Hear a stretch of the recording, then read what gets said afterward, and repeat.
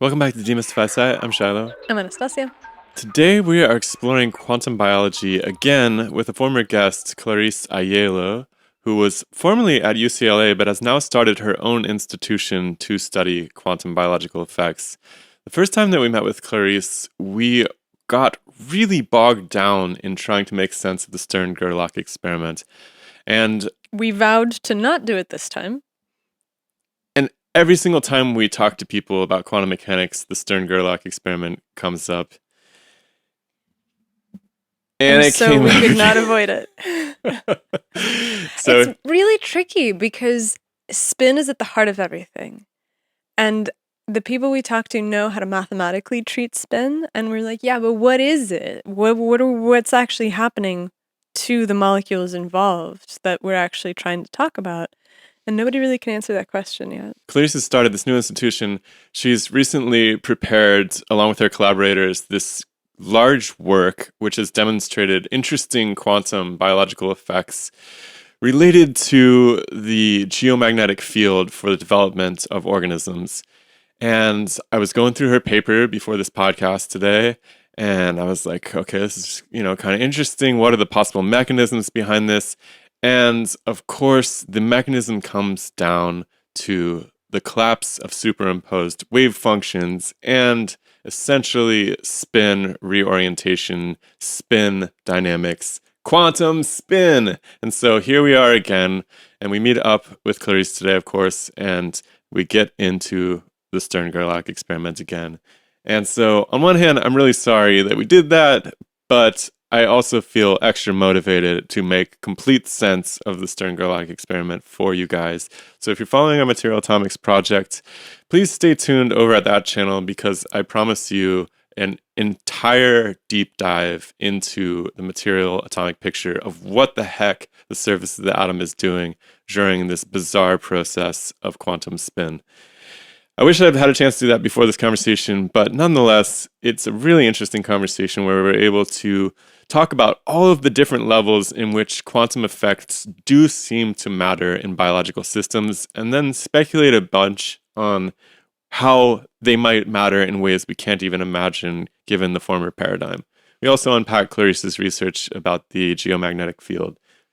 Because it's well known that there are quantum effects in biology that people kind of gloss over. So if you think about metabolism, at the heart of metabolism are mechanisms that are thought to be quantum. And you can say, well, they're only thought to be quantum because we haven't figured out what exactly they are yet. And so quantum is kind of the rug under which we In order to spin.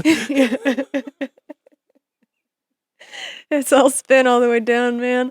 No, so quantum effects could just be the rug that we sweep all things that we don't understand, but I think that that's probably not true. I think that there are effects that matter on the atomic level that are deterministic, so to speak. And Clarice actually points this out. She's like, there are reactions that will take different paths, will produce different products depending on the spin state of the molecules involved. And it's like, okay, that's wild.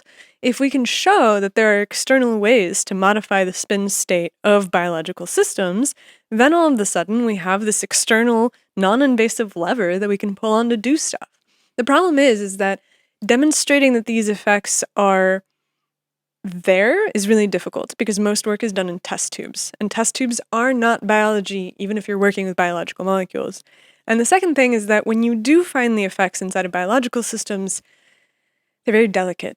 They're very slight. They're not like you change the magnetic fields during development and all of a sudden, instead of a frog, you get a bird. I'm like, that would be something. That would be Nobel Prize material. This is more like they grow different. And that's interesting. And Clarice's whole point is she's like, the fact that they grow different is evidence of a quantum phenomenon because there's no other mechanism that it could be. And so we go through the entire controversy over quantum biology. We go through places where it seems like it's plausible, places where it seems like it isn't. And Clarice actually offers us a really interesting framework for thinking about the way that these different levels of complexity nest into each other from the atomic scale of single molecule stuff all the way up to massive entangled systems like quantum computers. She's like, there's a way to think about all of these things intermeshing with each other. And in order to understand the final stage, we have to understand all of the intermediate stages, and that's what she's trying to do. Which and is show very evidence for them, right? That's Exactly. ultimately the goal of the experimental researcher at the end of the day. So I think you guys are going to love it. I'm looking forward to hearing what your thoughts are on this discussion and who we should talk to next about it. And again, stay tuned because we're going to do this freaking Stern-Gerlach experiment at Material Atomics. Remember, podcast is entirely paid for by listeners like you. We work directly for you. So if you have a couple dollars to spare, come and check out our Patreon community, patreon.com/demystifysci. We get together with our patrons once a week, and we'd love to hear your thoughts, hear what you're interested in, where these investigations could go, and really just get to know people that are nerding out about the same subjects as us. And we are about to put tickets on sale for our cosmology conference that we're holding in June of 2025 in Portugal. And so if you are a patron, you get first access to those very limited tickets. We're only going to sell about 50 spots. And so join to the Patreon if you're interested in that. And if you don't have any cash to spend, that's totally fine. You can find us on Facebook, Twitter, Discord, Instagram, TikTok, Spotify, Apple Music, wherever. You can leave a comment. You can tell us you like our stuff. You can tell us you hate our stuff. You can share our stuff with a friend. Just interact with the ideas that we put out into the world, and that will warm our hearts and hopefully yours as well. And in the meantime, enjoy the conversation with Clarice, and we will see you next time. The scientific revolution starts now. Let us see in the dark.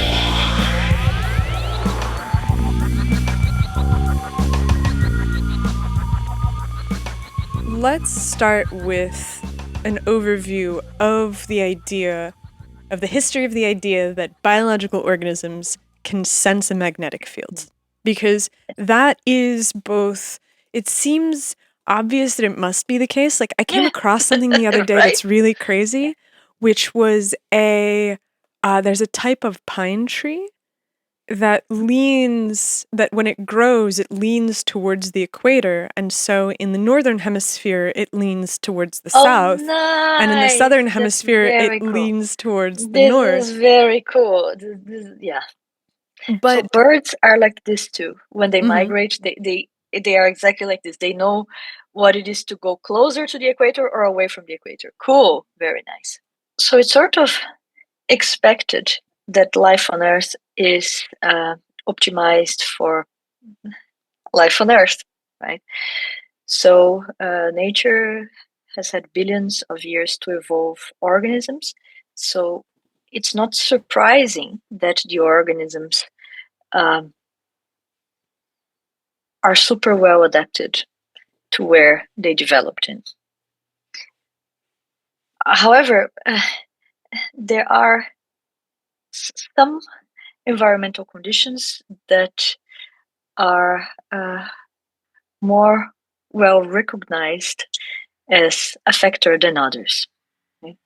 Let me tell you the story about about an environmental condition that people usually don't regularly think about, and I'll tell you why they don't think about it. So, Earth has a naturally occurring magnetic field. Right? So, if you will, Earth itself is a giant fridge magnet, right? Except that Earth's magnetic field is very, very tiny. Just as a comparison, Earth's magnetic field is orders of magnitude smaller than the magnetic field produced by your cell phone, produced by household appliances. There's just a finite number of ways that things, objects, are known to interact with magnetic fields. Okay. I've always thought that it's pretty well established that birds navigate by the magnetic fields, and that we have magnetotactic bacteria, and that we have. They're different, though. They are. They're fundamentally different. Okay. That's the thing. In all of physics, okay, unless there is some fundamental new science that hasn't been posited yet, in all of physics, there's only 3 ways that living organisms can interact with magnetic fields. One is like in magnetotactic bacteria that have big chunks of magnetite inside, and those function as a regular compass needle, if you will. The caveat here is that the smaller the magnetic field, the larger the magnetite chunk size. Because otherwise, with a tiny magnetite grain, you cannot, it sort of wobbles thermally too much that it cannot meaningfully change its position to align with the magnetic field of the Earth. So magnetostatic bacteria are very special types of organisms that have large chunks of magnetite, large grains of magnetite, which are about, I'm sure sizes vary, but sizes are at least, say, a couple hundred nanometers in size. Okay, the point here being, in order to react to this relatively small magnetic field of the Earth, the size of the grain of magnetite has to be large enough. Like, I'm looking at a photograph right now of a magnetotactic bacteria, and the chain of little magnetite granules magnetosome. spans the entire length of the cell. So it's basically like this filament that runs through it, and it's, I mean, it's definitely, the individual units of it are smaller than, oh, okay, all right, that's a good idea. Hold on one second, I can actually show the picture. Technology. In terms of the scale of the organism, this is exactly what you're saying. You have a structure that is really big in order to be able to detect something that's really small. Sorry, what am I looking at in this picture? So this is a bacterial cell, and this is, I guess it has 2 flagella, one on either side, and this little orange filament through the center of it is the magnetosome. So it just polarizes the bacteria.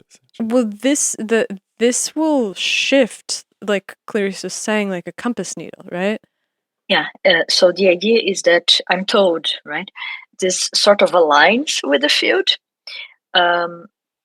So there's some ways, some people say that this alignment changes the position of the bacteria, and there's also people positing, I don't think this has been proven or refuted, that as the stuff shifts to align with the magnetic field of the Earth, they press against mechanosensitive ion channels. Okay. So, but there is, like, if you will, a classical way of reacting to a magnetic field via another magnet. Right. All right. So what are the other possibilities? Yeah. So the second possibility is what's going on in sharks and rays and other fish of the same family. They have a complicated name. So what they have is like a network of conductive channels. I think they're called ampulla of Lorenzini or something. That's right. And the idea is that this is also a classical electromagnetic phenomenon. So when the animal moves across magnetic field lines, there is a voltage that is induced, and the organism can sense this voltage. And you might have done such an experiment in high school, whereby there was like a loop of current, and you got a magnet, and you move the magnet back and forth, and you induce the voltage, induce the current. It's the same idea. But those are complicated organs, right?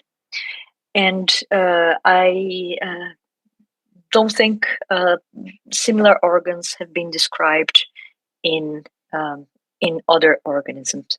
And again, this is relevant because we're talking here about sensing tiny magnetic fields, right? And I think that as a comparison, apart from fridge magnets, the only extreme of the comparison is with magnets that underlie magnetic resonance technology. You know, people go into hospitals, they're put into this large tube that has like this huge magnet. Those magnets, for comparison, are like a couple of Tesla strong, right? that stuff does another thing that's called nuclear magnetic resonance. Okay, and that's a mechanism that is only active or to any appreciable degree for very, very large magnetic fields like the couple Tesla MRI, magnetic resonance imager. Right? So to interact with a tiny magnetic field in comparison, like Hertz, the third mechanism is a quantum one, and it involves electron spins. So for the MRI, we're talking about nuclear spins. For the third mechanism to sense small magnetic fields, it has to do with electron spins. Now, spin is the fundamental degree of freedom of matter. It's as fundamental as charge and mass. And in the same way that mass measures how an object interacts with a gravitational field, charge measures how an object interacts with an electric field, spin measures how an object interacts with a magnetic field. Now, electrons have spins, atomic nuclei have spins, and in the same way, for example, that charge can be positive or negative, people usually depict spins as an arrow, and spins can be either up, arrow up, or down. Okay, the idea being that an electron, for example, would spin up, differs in its interaction with a magnetic field from an electron would spin down. And there is this very curious mechanism that electrons can sense magnetic fields that physicists call quantum sensing. Okay? So let me go a little bit towards the quantum part, and I'll come to the biology in a second. I'm trained in this field known as quantum sensing. You can actually mathematically prove that if you use a quantum object, like an electron, as a sensor, your measurement is improved. In other words, the sensor quantumness enhances the measurement. So there are very widespread technological quantum sensors of magnetic fields that are exactly that. They are electron spins in materials, for example, in diamond is probably the most famous of all of those.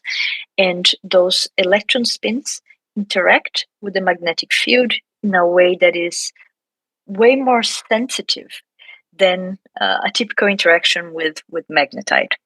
So in this mechanism, there is no iron involved. Okay, it's purely quantum. There is no classical analog, and you can mathematically prove that it's a good way to sense. This is why people use those technological quantum sensors, because their sensitivity is good. Okay. What So is maybe before we move on from this point? What is an example of a really, really good quantum sensor that improved upon the classical sensor that came before it? For example, a electron spin in diamond. Okay, so if you want to Google, audience, they're called nitrogen vacancy centers, and that's effectively what they are. They are trapped electrons inside the material diamond that are active at quantum sensor at room temperature for long enough to be able to sense magnetic fields on the order of Earth's or smaller. Okay, and here's how they work. I'm going to this is just for the nerds there. Okay, so here's how this works. You have an electron spin, say you are at spin up.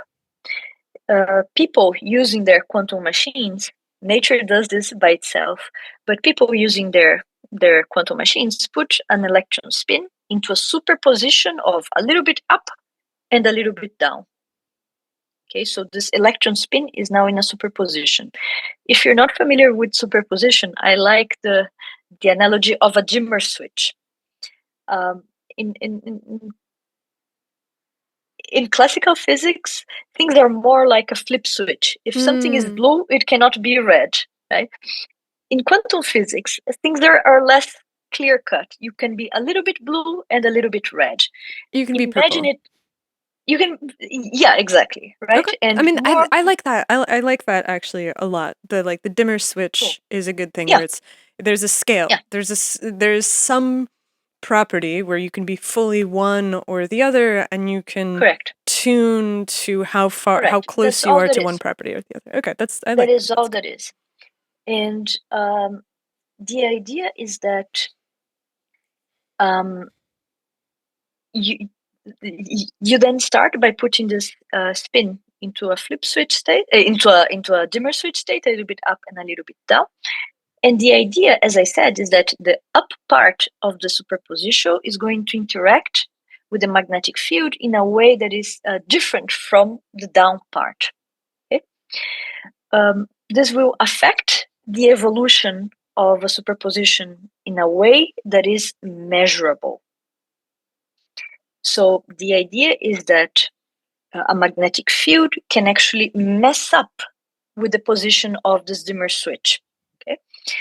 And different magnetic fields are going to put the superposition into different positions of the dimmer switch.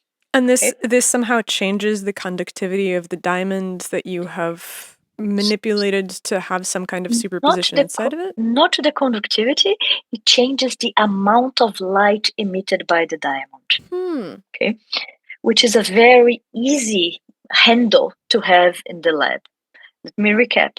The amount of light emitted by the diamond changes as a function of the magnetic field, because the magnetic field changes the position of the dimmer switch. So by reading out the amount of light emitted by the diamond, you can actually infer what the magnetic field was that caused this to happen. This is how people measure magnetic fields using the sensor in diamond. That's cool. That's very cool. Okay, and so that is a very abiotic mechanism for demonstrating that you can sense. And so can you sense Earth-level magnetic fields using this technique? Okay. Yeah. And in fact, this is already being used to, I think Schlumberger uses that to prospect for oil. You can put those sensors inside cells and measure local magnetic fields, right? I think this is what Steve German was doing to put his quantum computers in states of entanglement too, if I recall correctly. Something similar to this. Okay. There are people building quantum computers with those sensors too, because they work at room temperature, right? So those are super widespread. You might find the coolest part to come, which is the fact that particular electrons inside proteins can sense magnetic fields in the exact same way. And we can read that out in the exact same way too, because the spin physics and the photophysics of that technological quantum sensor is exactly what apparently is being used by nature to sense very precisely tiny magnetic fields. So that is the third mechanism. The mechanism here, and that's the profound implication. If birds are migrating using Earth's magnetic field, using this type of mechanism, the profound implication is that there is quantum sensing like phenomena happening inside proteins, inside cells. And moreover, because what is used to sense the magnetic field is the superposition, again, it's the superposition that can sense the magnetic field shifts, remember, the position of the dimmer switch. If there is no dimmer switch, there isn't such a thing. So I think that because it's a three-dimensional system, for me, it's less. So this is kind of a weird way of thinking about it, I think. But for me, what makes sense is less that it's, because I'm like, how does a dimmer switch clock into a protein, right? I'm like, what is the thing that it's affecting? But if I think about it from the standpoint of having a three-dimensional object that has some kind of angular momentum that is transferred to the protein that it's interacting with? No? So the quantum phenomenon is very localized to this electron. There is no macroscopic superposition of any type. It's just the electron spin of a particular electron that does this. It's very localized. And that's the power of this idea of quantum biology, because there is really a scale shift. Things that happen for short time scales and in tiny length scales end up having a macroscopic implication at larger length scales and much longer time scales. And it's like, when I think about that, like, how does an electron, right? Because when we're talking about the quantum spin state of an electron, presumably that electron is part of some kind of molecule. Correct. Right? Like, it's not just like an oxygen atom floating around by Correct. itself. It's probably an oxygen atom on some functional group of some molecule that's going to interact with an enzyme. And so it's like, okay, you have that there's this state of this molecule that is being sensed that allows you to have these really, really large scale effects inside of the biological system. And so the question then becomes, okay, well, how does it do that? Because it seems hard to understand how a tiny shift in the electron can have a broad spectrum shift. Here's what happens. There's a class of chemical reactions that in fact responds to electron spin. Okay. Here's how this happens. There's a chemical reaction happening, and at some point it comes to a crossroads. At that point, the chemical reaction is going to effectively look for the spin state of a particular electron. If the spin is up, the chemical reaction continues through one pathway. If the spin is down, the chemical reaction continues through a completely different pathway. Okay? So that the decision point has to do with the electron, but the consequences are macroscopically different.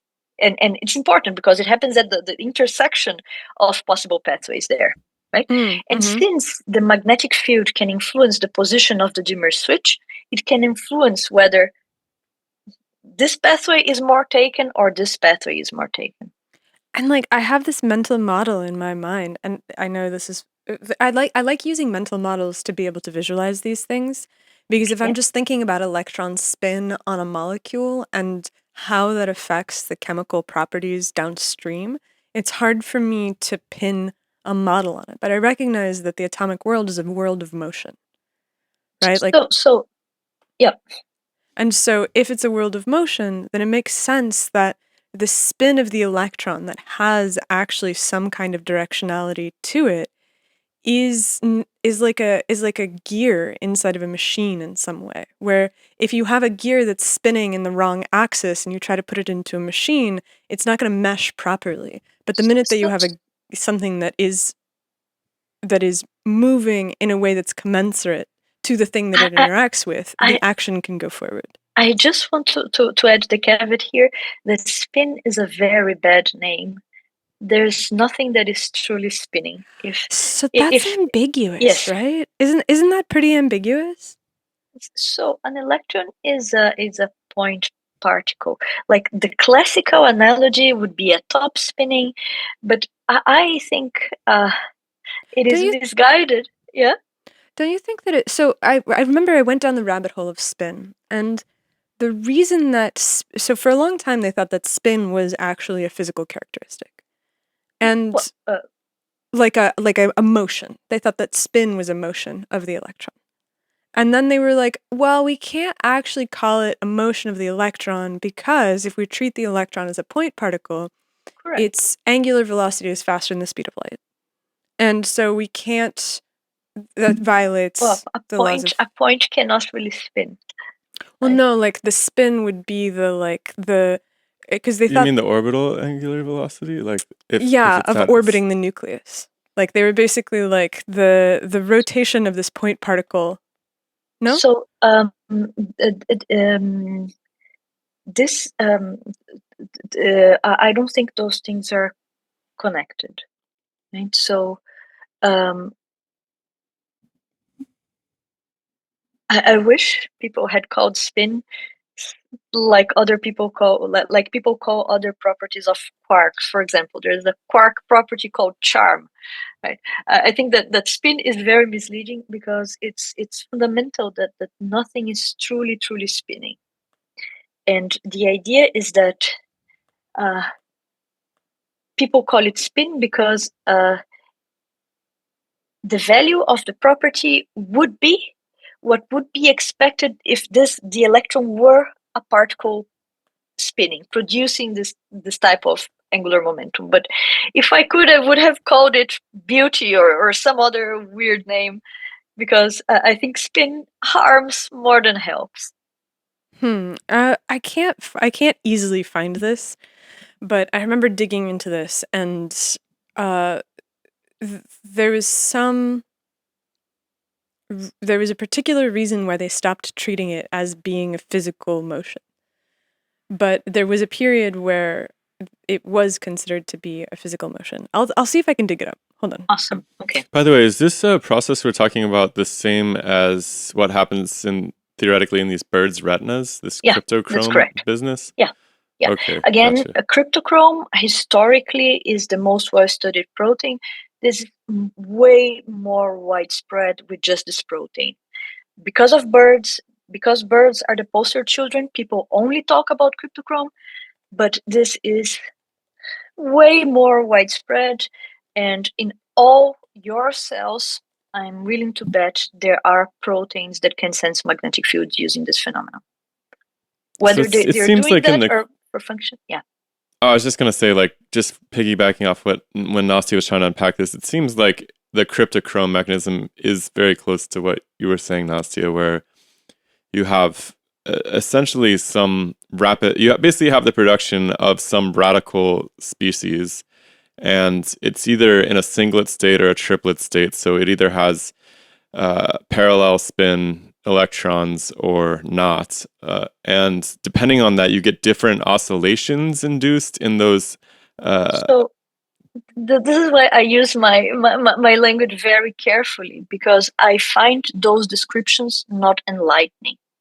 So what's happening there in cryptochrome is the two-spin version of the quantum sensing with one spin that I just explored.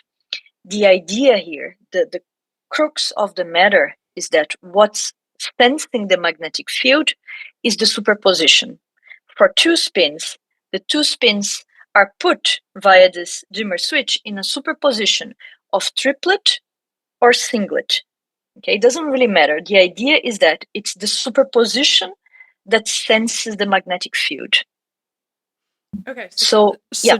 So the thing that the way that I struggle to wrap my head around this is, I'm like, we say that a spin is an artificial, it's not a real spin. And yet we also acknowledge that spin is representative of angular momentum, or no? Yeah. It's a.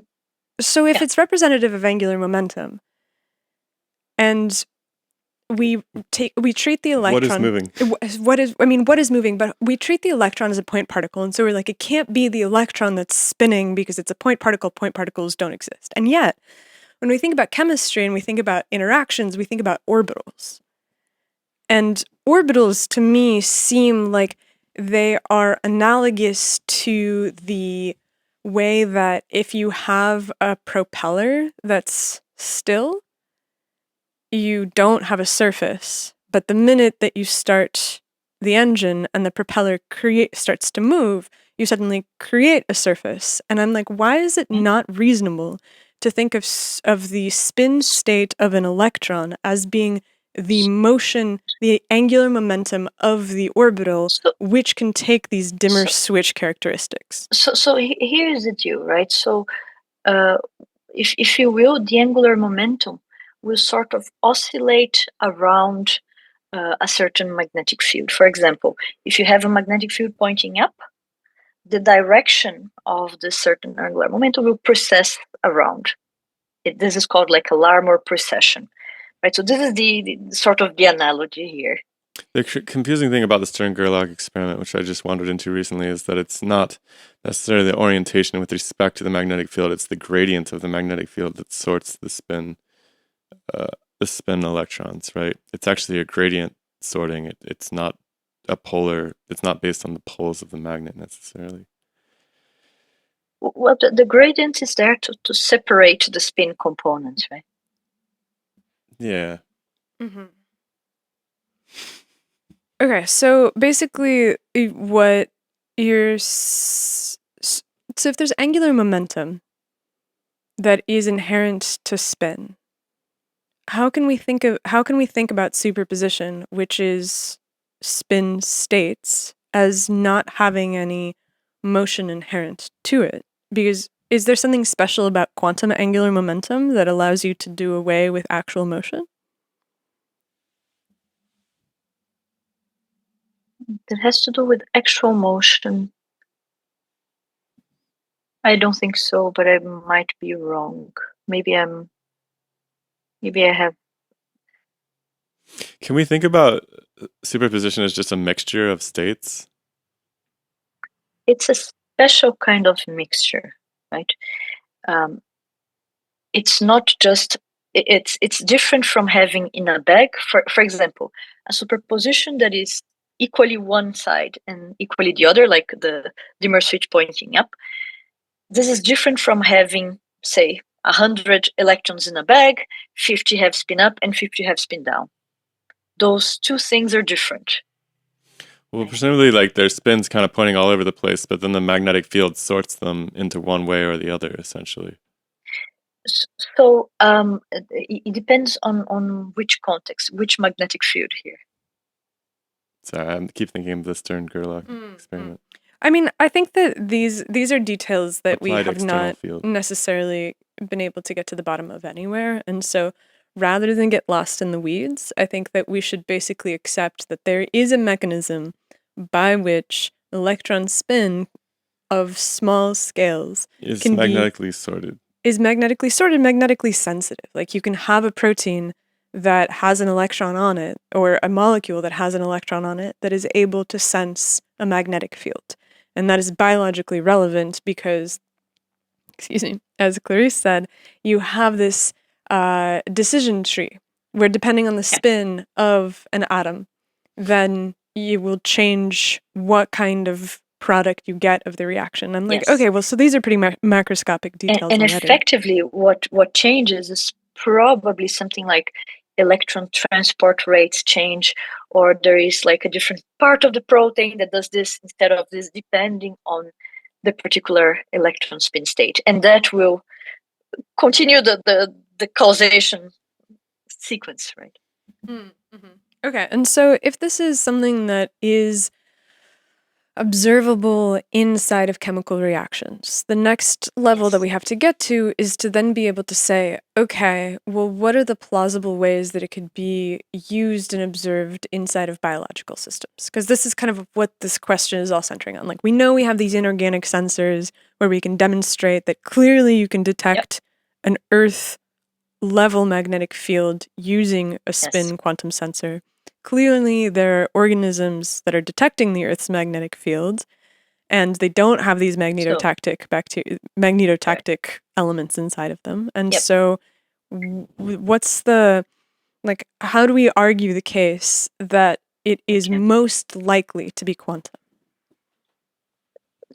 So let me tell you first of all why that's unusual. Okay? So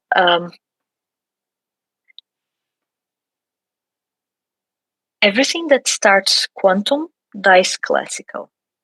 This is why we live in a classical world, right? Every superposition after a short time will decay down to a flip switch. Okay, this is called decoherence.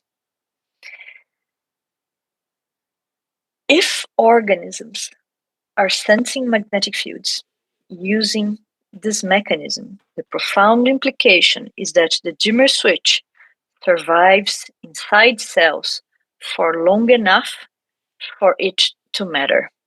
Let me give you some time scales, magnitude here of what I mean by long enough. I mentioned that electron spins, for example, they are more precise around, let's say, a magnetic field. Say I have a magnetic field vertical, it are more precise around. Okay, the larger this magnetic field, the faster that they precise. If you will, by precessing, they sample the field. For tiny fields, this precession is relatively slow. The period is longer.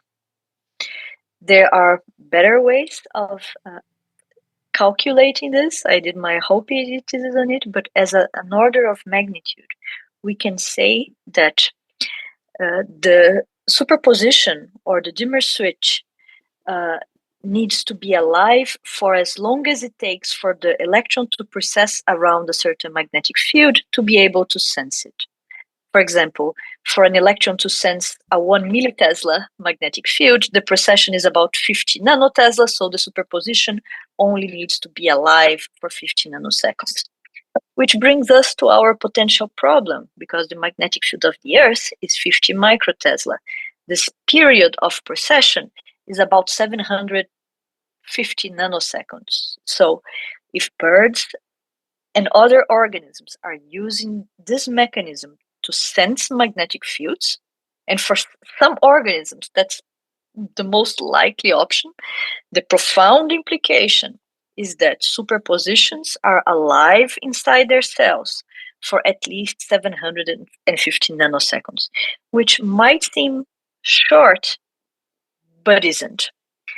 There's a reason why most quantum computers, they're built to function at cryogenic temperatures inside vacuums. Again, the more disordered or the hotter the system, the faster this quantumness die, right? So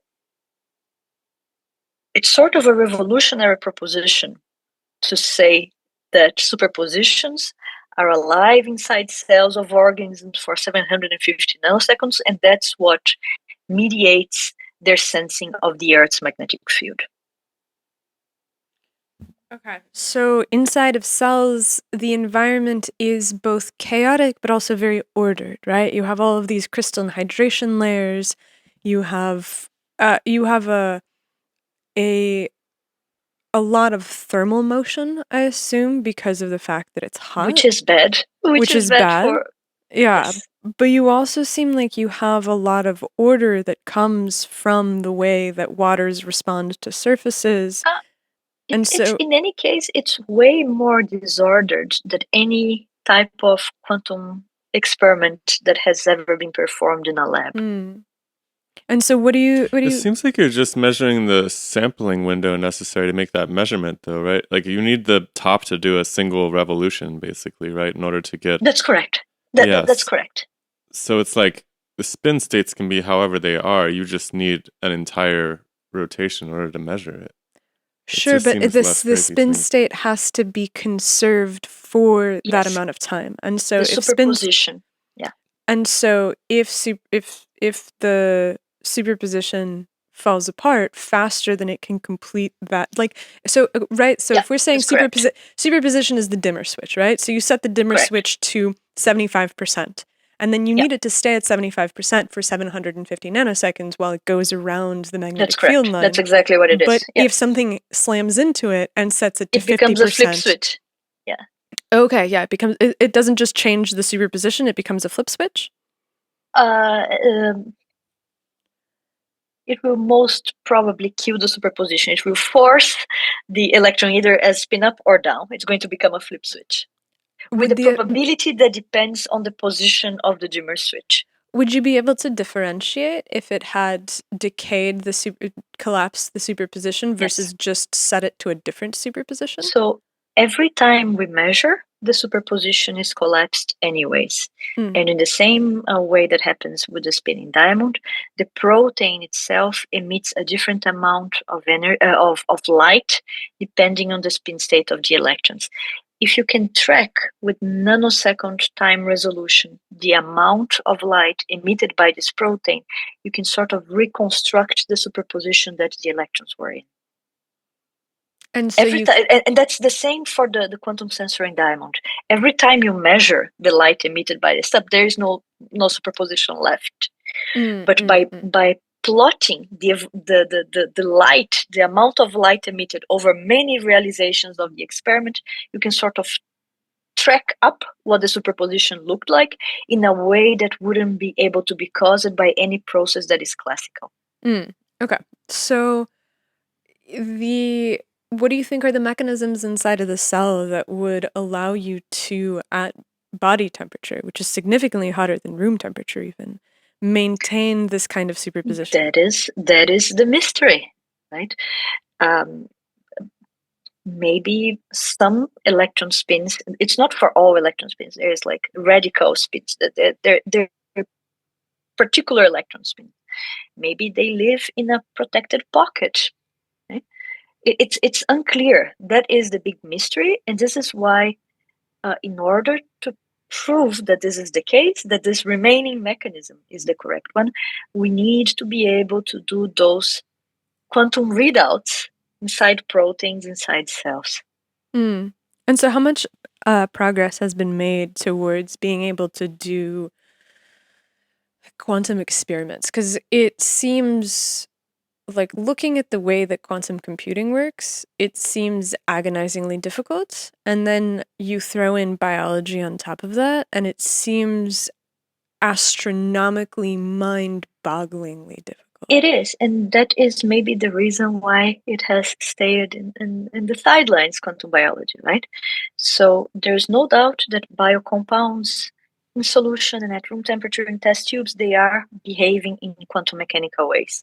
And the next layer of evidence is for plates of cells and organisms that respond to weak magnetic fields in a way that is consistent with what's seen inside test tubes. This is why we think that the next step is really to try to bridge those landscapes by doing those bona fide quantum experiments inside cells.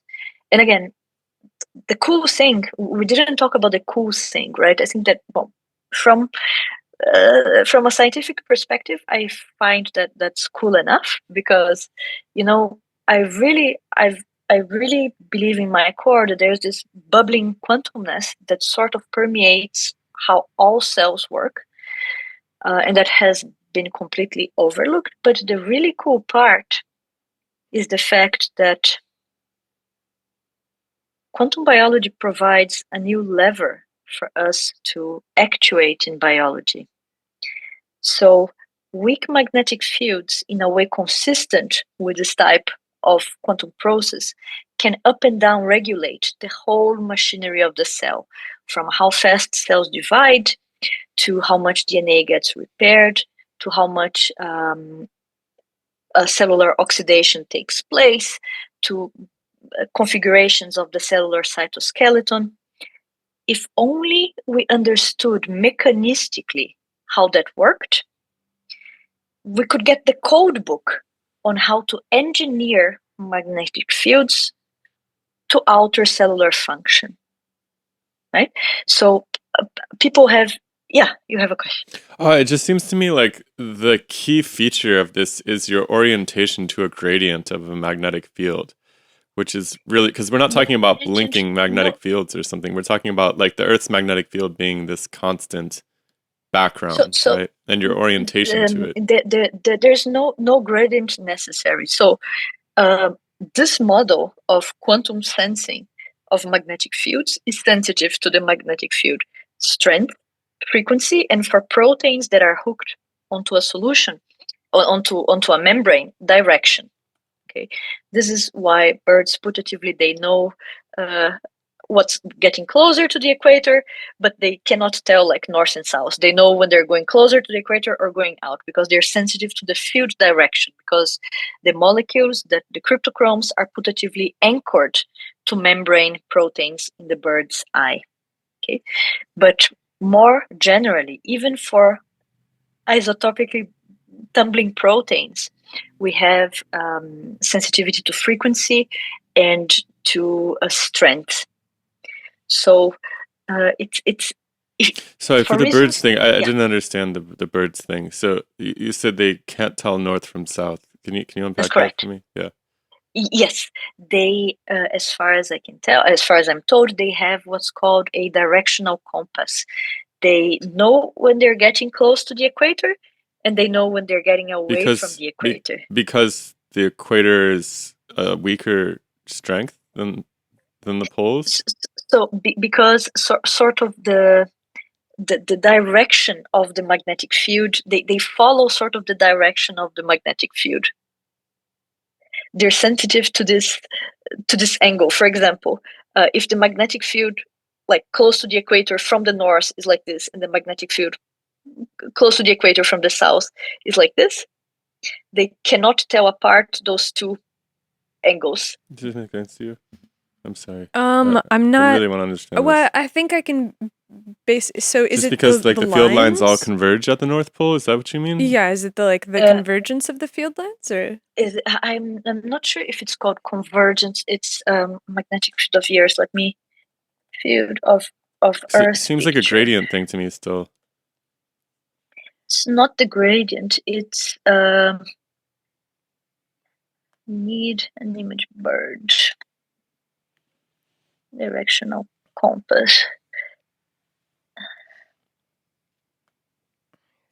It's as if the birds, they know sort of the angle.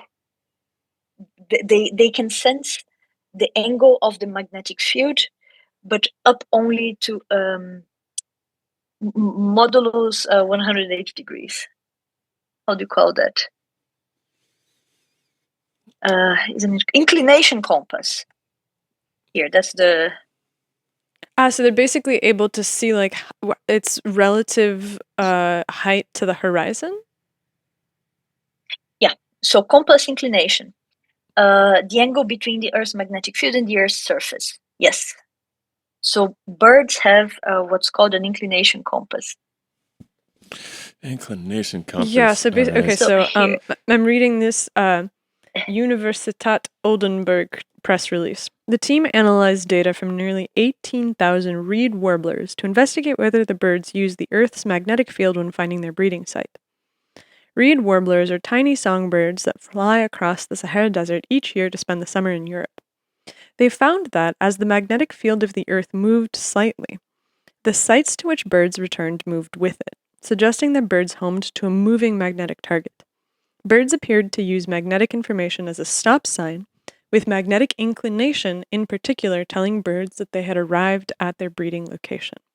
And so, okay, magnetic inclination is the angle between the Earth's magnetic field and the horizontal plane of the surface of the Earth. correct. And so basically, like, Yeah. as the magnetic field lines converge to the north or to the south, you Well, have to a the relative... equator, right?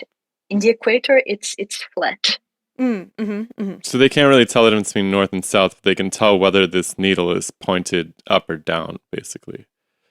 If it's And going at the towards poles, yeah. it's going to be pointing directly in towards the poles of the magnet Yeah. along the field lines on in either case. But they just can't really distinguish between north and south. So that's interesting. Why don't they sometimes randomly migrate south instead of going north? Must use the sun also. I guess they must have... So I guess they're never...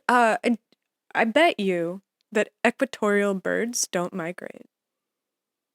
Like tropical birds? Yeah, like right, Tropical right, birds right. Probably not. Like why would you? And that makes that so. I've never seen one up here. I've never seen a tropical bird in Oregon, and so okay, that makes perfect sense. Then, like, why do they never go the wrong direction? Well, it's because they're not starting at the equator and having to be like, well, which way am I going to go this year? They're starting somewhere, and it's always this thing of like relative to the location that we're at. This is where this makes sense. Interesting. All right. So, but then again, disclaimer, this is not only about birds, because the moment we start talking about birds, the whole air is sucked out of the room, and this is so much more important.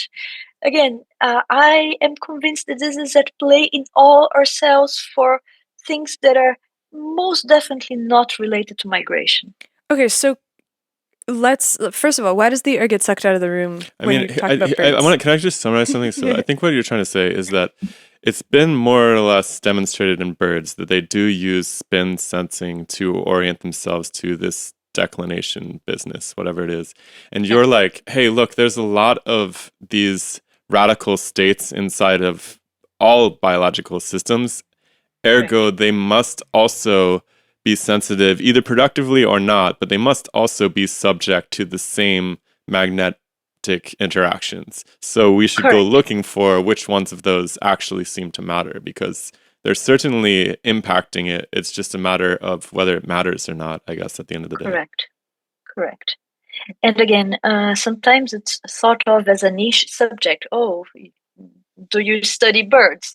I couldn't care less about birds. This is way more generic than that, with all due respect to people who study birds, right? And I think if we miss the forest for the trees here if we don't mention this, because enough with the birds. This is not a niche scientific stuff.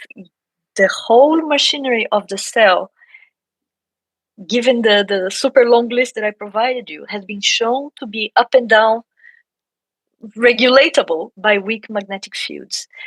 And people have found magnetic fields that do stuff. Again, Novocure is a $2 billion market cap company that produces a helmet that produces an oscillating weak electromagnetic field that reduces the side of brain cancer. Regenesis Bio, it's a Series C startup. They have a pad that reduces inflammation and diabetic pain. So, and as far as we can tell, and we've talked to them, they're good people. People are seeing results. They came across those fields almost by chance. They don't fully understand the mechanism, right? And they cannot really tune it. I liken it to being in a haystack, grabbing a needle, grabbing some hay and finding a needle, right? They found the needle, but can we do better? Can we rationally learn mechanistically how those things work so that we can build the code book with predictive power on which magnetic fields do what, so that you can go to your, again, once we have this code book, the hardware is the crappiest, is the simplest stuff, right? You go to your cell phone, you have an app, and then you say, well, today I need help with wound healing. You click a button and your cell phone produces the magnetic field that you need, and then you do it like this.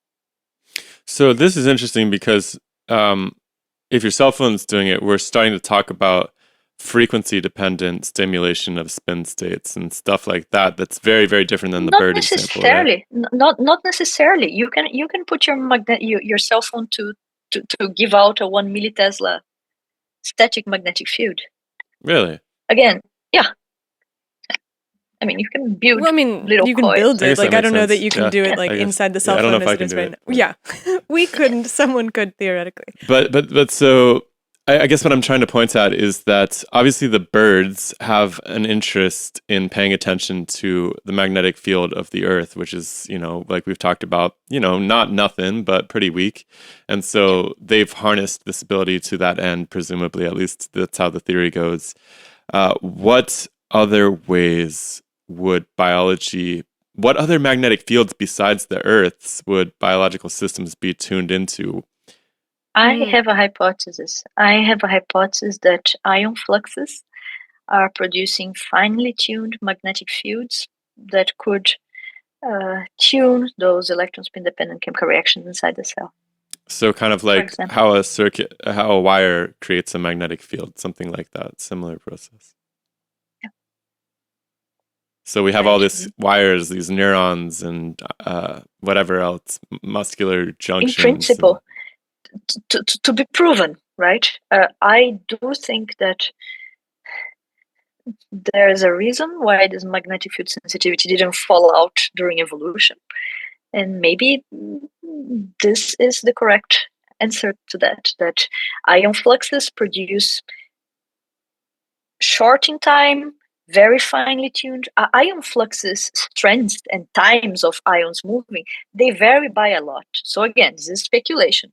I speculate whether those ion fluxes are not super finely tuned exactly to change particular chemical reactions. And again, each protein reacts to particular parameters of magnetic field frequency and intensity.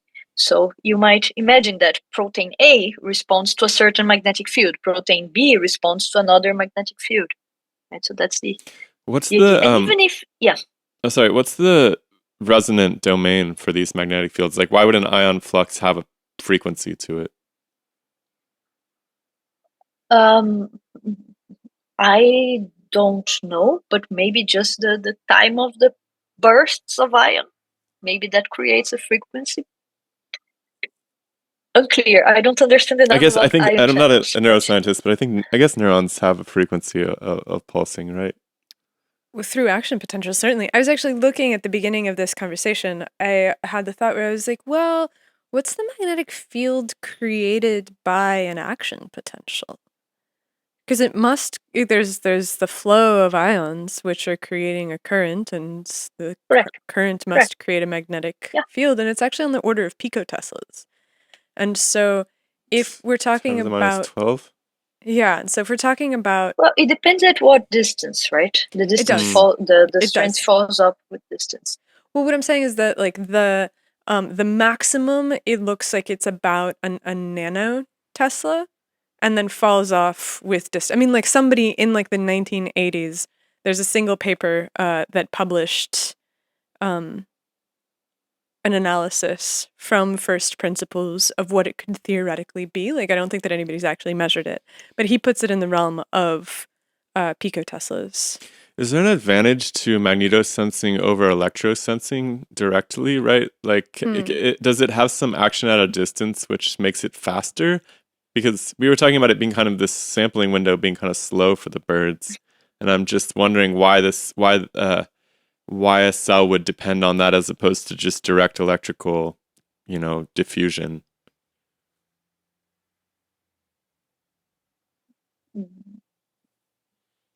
I don't know.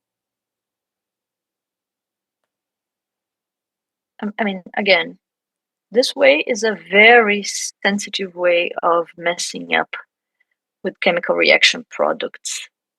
Right? This magnetic way is extremely sensitive. It's extremely easy to tune. I bet nature used that in the sense that another point that we haven't touched that I think is important here, for reasons that are well understood chemically, okay, and it has to do with the local magnetic field environments of the two electrons of the radical. I'm not going to talk about that, but the magnetic fields that can mess up with the final products of this chemical reaction are with the superposition, with the dimmer switch, are relatively small. In fact, the effect magnitude as a function of magnetic field strength is not monotonic. It does not only go up, it does not only go down, it goes up and down. And for fields that are, say, 10 times the field of your cell phone, this effect goes to zero. So if you go to, say, 1 Tesla magnet in your magnetic resonance imager in the hospital, the 1 Tesla will do something else, okay? But it will not alter the final products of this type of electron spin sensitive chemical reaction. That's so hard to understand. That's crazy. It's like a trade-off mechanism. It's like so. Do you want the full explanation? Oh my goodness, yes. We were wrapping our brains around this the other day, and we couldn't come up with a explanation because we've come across this theory of low dose effects in other places, and the most familiar expression of it to me is hormesis. Right. But that's very different, right? Hormesis is the idea that something is harmful at large concentrations, but beneficial at small concentrations. And I'm kind of like, okay, I can kind of see why that is. But the idea that something is causing a larger effect when you see it in small quantities and causing no effect at larger quantities, this has been popping up all over the place, and I don't have a mechanism for it yet. And so maybe if we can figure out a mechanism here, then there's some kind of broader class of mechanism that can be applied to other questions as well. That'd be interesting. Perhaps, right. So here, so here's the deal. I'll go back to the one spin technological sensor example. Okay, you start with a spin up, you put using your quantum machine, into a superposition of up plus down, and the interaction with an external magnetic field is going to change the dimmer switch, okay? Which,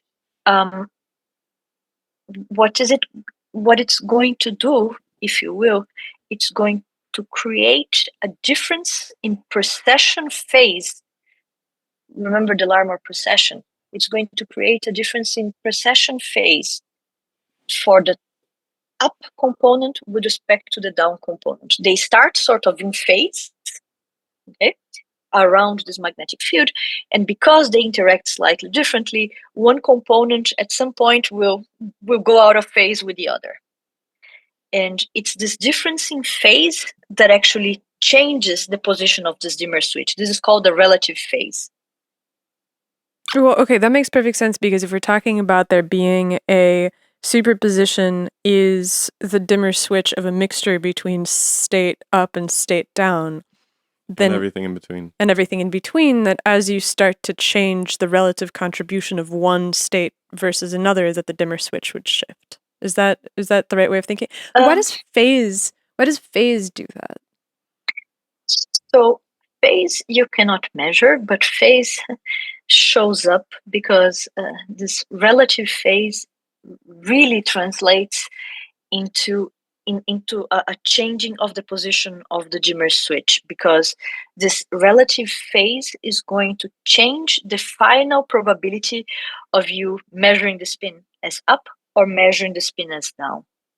This relative phase will have macroscopic consequences in that if you have 1,000 similarly prepared electron spins, depending on this relative phase, you're going to change the probability of measuring the electrons as up or down. Is that just because it spins faster depending on whether it's better aligned to the field line? It's not exactly spin faster, but the idea is this: they spin at different. They precess at different speeds. That's exactly the idea. Okay, and this difference in phase of precession is actually what changes the character of the superposition. Okay, so this is how sensing with one spin works. With two spins, it's slightly different, and this slight difference is I'm going to tell you why it's going to play a role. So this whole sensing only works while the two spins, right now we have two spins that can either be in a triplet or a singlet state. This whole sensing mechanism only works while the two involved spins see slightly different local magnetic field environments. Each spin is nearby in space, but they're not exactly the same place, so that they themselves, each one, see a slightly different magnetic path around. For example, nearby nuclear spins are tiny magnets that all sum up to a certain magnetic field. Okay, so this spin starts with a built-in magnetic field that is slightly different than this one. Okay. Now, the idea is that if you go to we'll talk about the small magnetic fields in a second, but if you go to a very, very large magnetic field, in particular, a magnetic field that is much, much larger than the local magnetic fields that those two guys are seeing. So this is small b1, small b2. Imagine that on top of that, you add a 2 Tesla MRI magnet. This 2 Tesla is going to wash out the heterogeneity of magnetic fields, so that in the presence of this 2 Tesla, they're going to spin in phase. Okay, so there's not going to be if you will, an added relative phase in between those two. So this very large magnetic field is going to destroy this relative phase that is in fact sensitive to magnetic fields. So this is why, in this case, it's only tiny magnetic fields that can actually that can actually make a difference. Because those two spins, this guy is going to process with small b1 plus the tiny external field, and this guy here is going to process with small b2 plus external field. They're still going to pick up a relative phase. And this difference in phase, which is in fact like the superposition ability to change its dimmer switch position, with a large field, this will wash out, this will go away. So this is why for this type of quantum sensing, larger is not better. The effect magnitude of magnetic field sensing decreases, goes almost to zero for those very large fields, which I think is a feature, not a bug, because this means that with crappy electronics, you can actuate on those processes. It's much more convenient to have a cell phone than to have an MRI machine. Interesting. So my completely tangential thought when I'm listening to this is, how do systems return to their initial configuration after the application of a massive magnetic field? It's like when you stick something in an MRI machine, how does anything remain in superposition afterwards if you've forced everything into one position? No, they don't, right? So well, they must recover at some point somehow, right? Because people aren't MRI walking machines, around yes. all broken after MRI Yes. machines. Like, it seems like a non-destructive procedure. After you remove the magnetic field, they decay back to whatever thermal equilibrium of up and down. But why? It's just thermal. Is it just thermal? Heat. They just start jiggling all over the place. And so they're basically just kind of like jiggled in place by everything around them? Yeah, they're... That's fair. They have no reason to... and no, the idea is the same. Like, everything that starts quantum dies classical. The quantumness will only survive for year long. After that, it goes down to thermal equilibrium. And it's the same with this quantum sensing idea. After a very short time, the superposition will go from the dimmer switch to the flip switch, and after this point, there is no quantum enhancement anymore in your magnetic field sensing, right? You really need to, as you said, reinitiate the process. In quantum instruments, there is a technological way of doing this. For the proteins in nature, what's going to happen is that they need the reset, if you will. The process starts again with the absorption of a photon. I didn't tell you, but most of those electron spin dependent chemical reactions, they're light dependent. Okay, in the sense that they are kick-started by the absorption of a photon. This is why the example of bird and the protein in the bird's eye is so clear to think about, because the eye of the bird is the organ that senses light, and light is kick-starting this sort of very particular quantum sensing reaction. And then you might ask, what are you telling me? What about cells in my body that never see light? You are correct. There is no source of light. Actually, there is no obvious source of light as like the sun in the bird's eye, right? But one, there is no such thing as absolute darkness. Cells inside your body that are not in contact with light, like skin cells or the eye cells, they all have photoreceptors. So what are those photoreceptors doing? So I don't know how many. I want to do. It's worth pointing out that if you take a flashlight and like hold it up to your hand, like light will come out the other side. Like you are not entirely opaque. I agree. Yeah, I agree. That's not only that. Not only that, but I want to add to it. There's also infrared photosynthesis in like the deep biosphere, which suggests that light is not just visible light. It's also in the infrared spectrum, and I think nobody can argue that we're absent infrared emissions. And there's something else, and here's the cool part. Okay, there are tons of chemical reactions whose byproducts are photons. Okay, so you might have heard about this. For example, some people call it biophotons. What biophotons are just byproducts, photons as byproducts of chemical reactions. So, and are these What- visible light photons, infrared photons? Do we know? all spectrum from UV to What I are don't know. what are some common chemical reactions in the body that give off photons? I have to go check. I could look it It's up not too. my thing. Biophotons. There is a paper by Michael Sifra. Review biophotons, coherent and photocount statistics. Whoa, that's really interesting. Okay, so the superficial explanation that I found right off the top is that a lot of metabolic reactions produce photons. Oxidative processes. Yeah. And so there's this production of reactive oxygen species, which are foundationally necessary inside of aerobic metabolism. And the splitting of the oxygen apparently produces photons, which is very cool. And very common. And very common. And very common, exactly. Yeah. Okay, and so what does this like lead to? So the chemical reactions are producing photons. Yeah.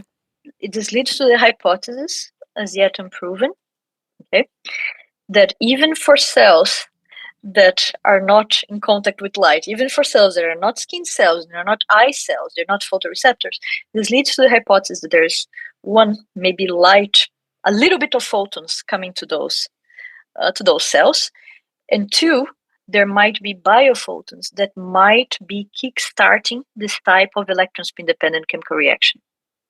Okay. Again, completely speculation at this point. However, I ask myself, like, why should there be photoreceptors? Like those proteins that can sustain this type of electron spin dependent chemical reactions, they're all photoreceptors. Okay, so they're photoproteins. Why not get rid of the photo part of this protein during evolution? Right? Why are there photoreceptor-like proteins inside all cells, even cells that are not external cells? Can you detail a little bit the photoreceptor proteins that are involved in this? Like, is there a known class of them, or they're somewhere in the cell? Or are you referencing the ones that are in the bird eyes? So people cannot yet predict which proteins are going to be magnetosensitive, but people usually find that magnetosensitive proteins are part of redox biology, that is the biology of give and take electrons. It turns out that most of those proteins have pigments.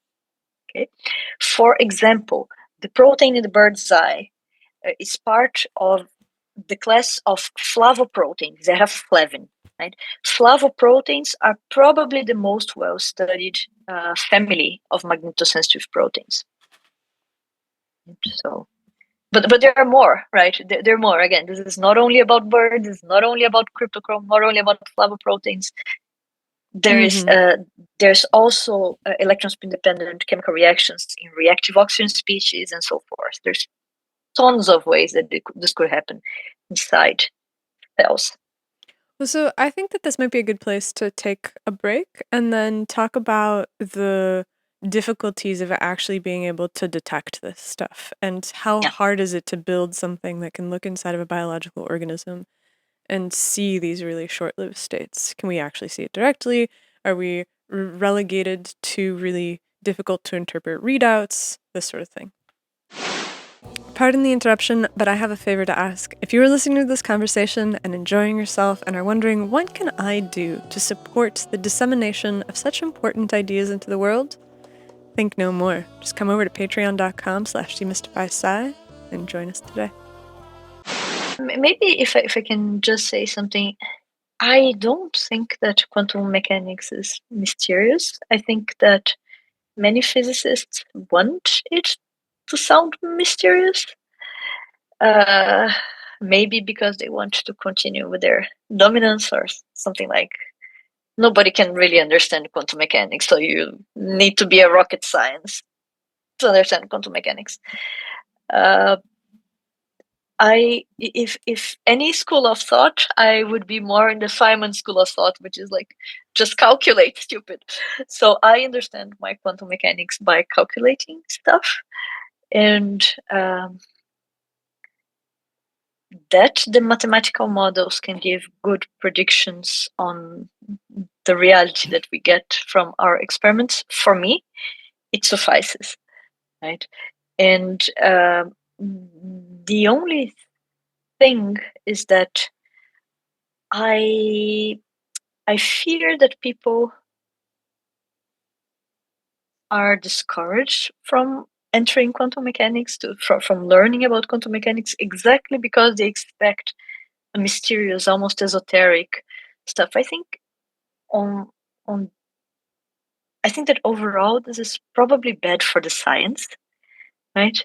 I think people should learn quantum mechanics. I think that quantum mechanics is not something from the future or with quantum computers. We already live in a quantum world, right? Lasers, GPS, your classical laptop, they only work because of the laws of quantum computing, of quantum mechanics, of quantum physics. So quantum is already around us, and I actually think that anyone with a high school education should need to learn some quantum mechanics just to understand better the world. And I think that mysteriousness, like I don't see why it should be more shrouded in mystery than chemistry, for example, right? And I think that anything that can add to this mysterious thing adds to the noise of like that contributes to keep people away from it. So maybe that's why I just shut up and calculate and understand my quantum mechanics like this. It's probably not very intelligent, but it's what keeps me going. I mean, I see what you're saying about chemistry. On one hand, chemistry is easy to intuit certain reactions because they're shape-based. You actually have these building blocks that fit together. Okay, that's rationalizable. But then you bring in this concept of charge, and you're like, look, the plus ones stick to the minus ones, and it's like, well, what the heck is that all about? Like, you're just telling me there's this magical force that these things, like Star Wars, shoot at each other, and they have tractor beams and stuff. Like, it sounds like complete science fiction if you think about it. And if you remember the rule that positive attracts negative, and that there's different electronegativities, and that there's charts that you can look at to know how one will attract the other, you can work with it, you can calculate with it quite well. Right. But if you're philosophically minded and you're like, okay, I can work with this, but what is charge? And like, what is, and how is this related? Is spin? Yeah, exactly. And so like, that's the place where I think if you ask that question in biology, you usually can get to an answer where you're like, okay, well, how does sight work? Okay. What is a gene? And there's like, oh, it's a configuration of this molecule, you know, and you can actually come up with a physical explanation. But for some reason, with these fundamental physical qualities, it's constantly just put aside as like, it's pointless. Like, don't worry about it. It doesn't matter. And I'm like, that's really... Is it because it's much smaller, you think?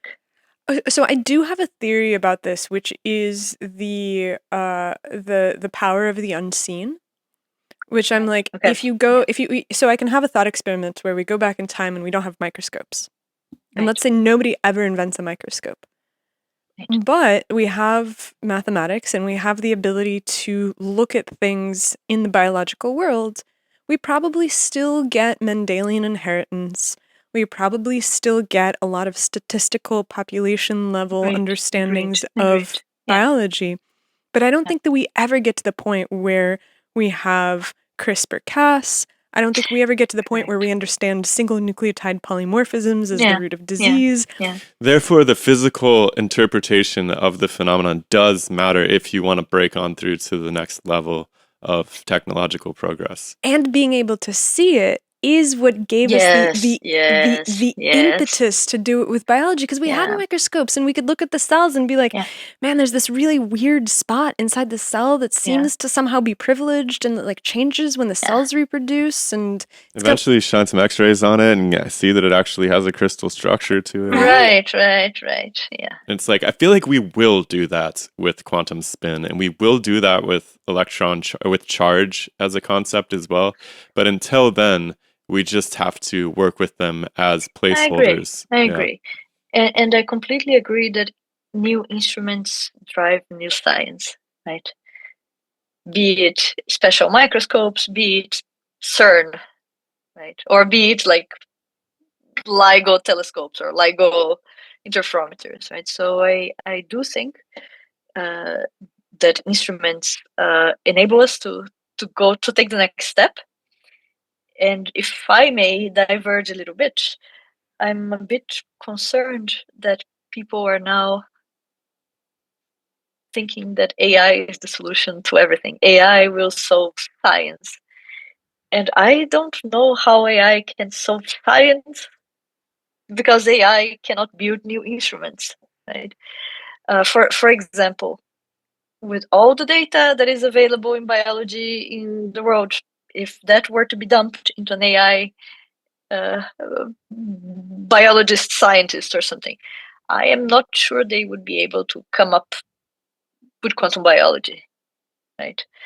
So Just because it's only capable of integrating the existing paradigm and all of the data as it relates to the existing paradigm. So yeah, I kind of, I agree. Somebody the other day on OpenAI just came up with a new tier of ChatGPT, which is called like the ChatGPT. 200. Yeah, it's $200 a month. Oh my god! You get to use it as much as you want. It's called like O1 Pro or something. I don't know if it has any, and it's supposed to be their most talented model. And so somebody went into it and was like, "Can you please solve the Riemann hypothesis for me?" And it like goes through its little thinking thing and is like, "No, the Riemann hypothesis is unsolvable." And I'm like, that's exactly it, right? Like it indexes the entirety of human knowledge, and maybe if you have the ability to solve the Riemann hypothesis, it can act as a research assistant, and it can help you walk down, like collect the data, check your math collate or the something. information. Exactly. It's so bad at math that there's no way that it Really? can check your math. Like there was somebody the other day who was like, okay, word problem. Sarah has 2 sisters and 2 brothers. How many sisters does her brother have? And ChatGPT is like 2, because, and then it explains that it has 2 because when Sarah has 2 sisters, Sarah means herself and the other sister. And you're like, they're not smart. Like this is the thing. Like you put scientific progress on the back of a machine where you think that it's going to produce something, and it's just going to give you garbage. And a machine that brings everything to the average, right? That's a big averager, ChatGPT, right? It always finds out the average of everything. You cannot, What do you think it is about human beings in the way that we think that's different than these computers? Like, why are we able to actually conceive of paradigm shifts and like really reappraise fundamental knowledge in a new way? What is that? I don't know. Before I ask you what you think, I have something to consider. So I think quantumness is at the core of the hardware at every cell. Okay, I don't think quantumness is special.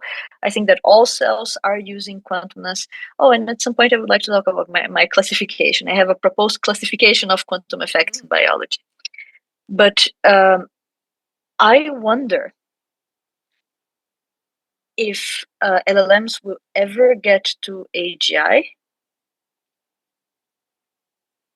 if the hardware is classical. Okay, I'm not saying that knowledge is quantum or anything.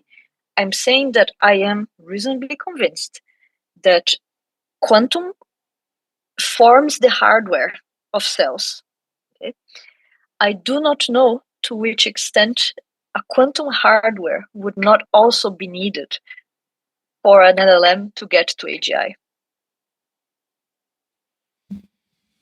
Gosh, there's so many ways to attack that. I mean, not in a mean like way. I mean to like try to take it apart and Shiloh understand. watches a lot of war movies, so you have to Too much forgive him. MMA. No. Approach, I think, is the friendlier Why word. do you think that? Why do you think that quantum processes are at the heart of biology, despite the fact that we know about one, which is in birds? Oh, the stuff is everywhere. The stuff is everywhere. Can I go through my classification? Before we do the classification, really quickly, I want to add Yes. something. So inside of the metabolic process, you have this electron transport chain. And the electron transport chain, when you're like, okay, well, so you take an electron off of the electron shuttle and then you transport it through the proteins of the electron transport chain and then you pass it on to oxygen. When you ask the question of, well, what are you moving? And how are you moving it? It's the conventional explanation is quantum tunneling. Because the reaction centers of the proteins are far enough away from each other that it's not a contiguous wire. And so the energy, like, something is happening that is this kind of single electron quantum phenomenon as they move from these metallic centers of protein to protein, so that these things that are separated in the membrane are still able to act like a wire. And so I'm not saying that that's the end explanation that we will one day stay at, because this was the part of my thesis where I basically lost my mind, because I was like, what does that mean? It's like, what do you mean quantum tunneling is the answer? But clearly there's quantum effects that are at play at the heart of every single cell that is operating inside of your Like body. effects that are not available to standard computers. But I thought earlier when we were talking, you said that like my laptop depended on quantum mechanics. Transistors. Transistors depend on tunneling. Correct. But that's not sufficient for full-on complexity. Again, I don't know, right? So let me go through my classification for you to see what you think, and we'll see. So 5 levels. Let me tell you a little bit about the classification. Usually, when people usually talk about quantum effects in biology, they go by case, right? They talk about photosynthesis, electron transport chain, birds.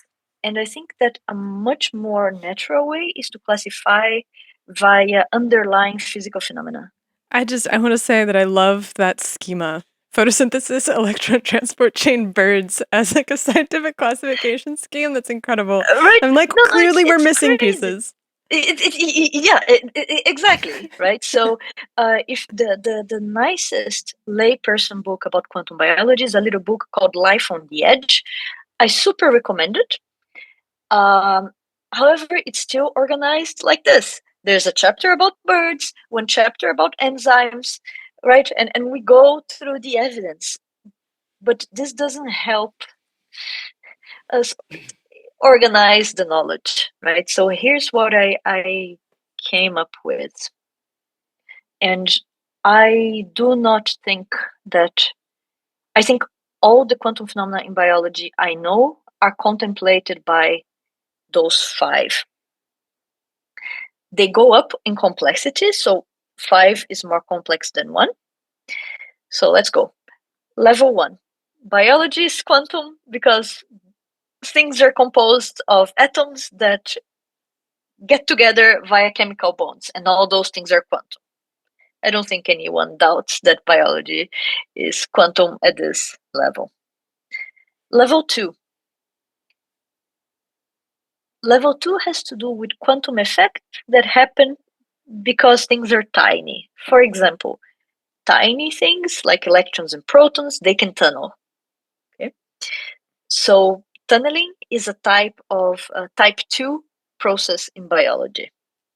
For example, electron transport chain and all other electron transport through proteins, they all depend on tunneling. So that's level 2. I think it's complex, but I don't think it's super complex at all. because in the end, we're talking more about the properties of materials, of like things that happen when we go to tiny scales, like your transistor in your laptop. Right? There's a reason why people don't call our desktops or our laptops quantum computers, right? Quantum computer, you're going to see it's going to be way upper in my classification. So level 3. Level 3 has to do with a class of quantum processes that are actually helped by the presence of phonons or vibrations.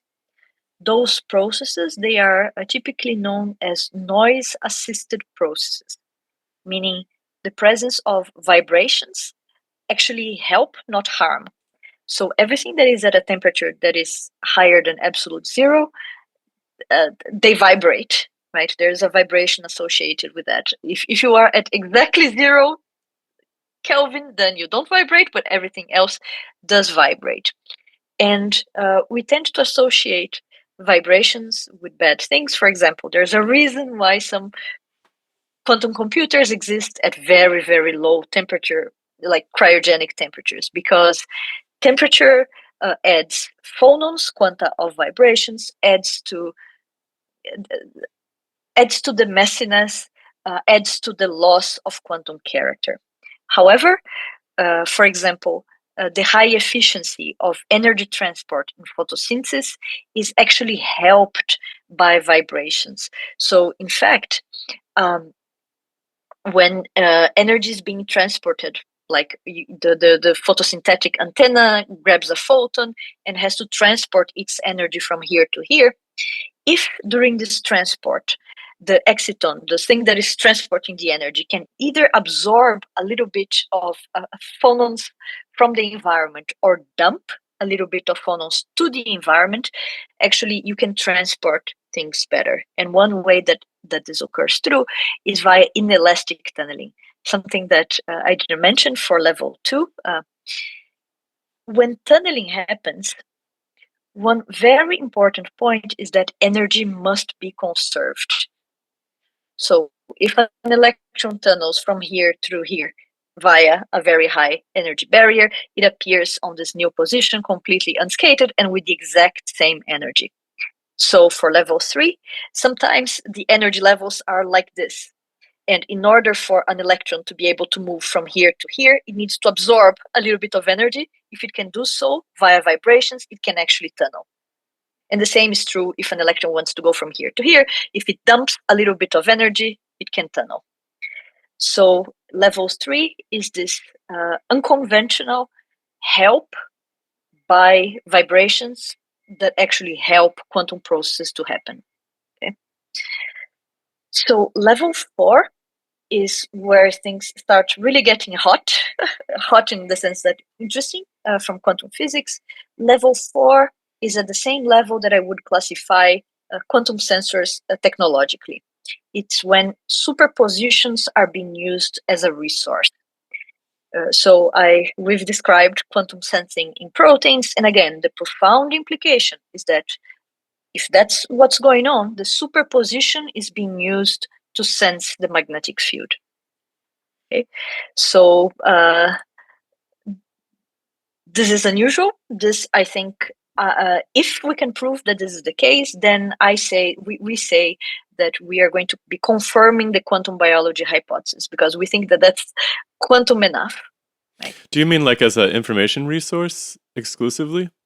It's not information resource per se, but it's being used for something. For example, when an electron, just before it tunnels, the wave function of the electron is in a superposition of tunneled and not tunneled.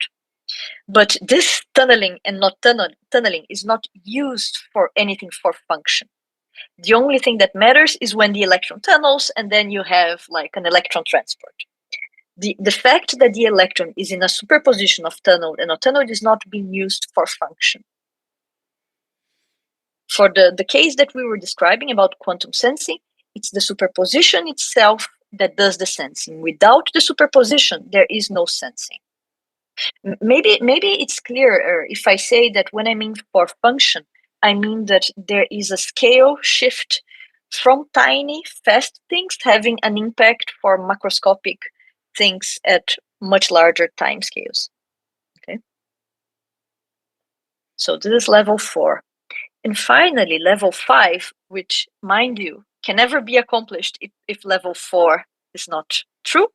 Level 5 has to do with entanglement being used for function. And since entanglement is like a slightly more fancy superposition that involves more than one quantum system. Right? So if level 4 is not there, you cannot say, you will never have level 5.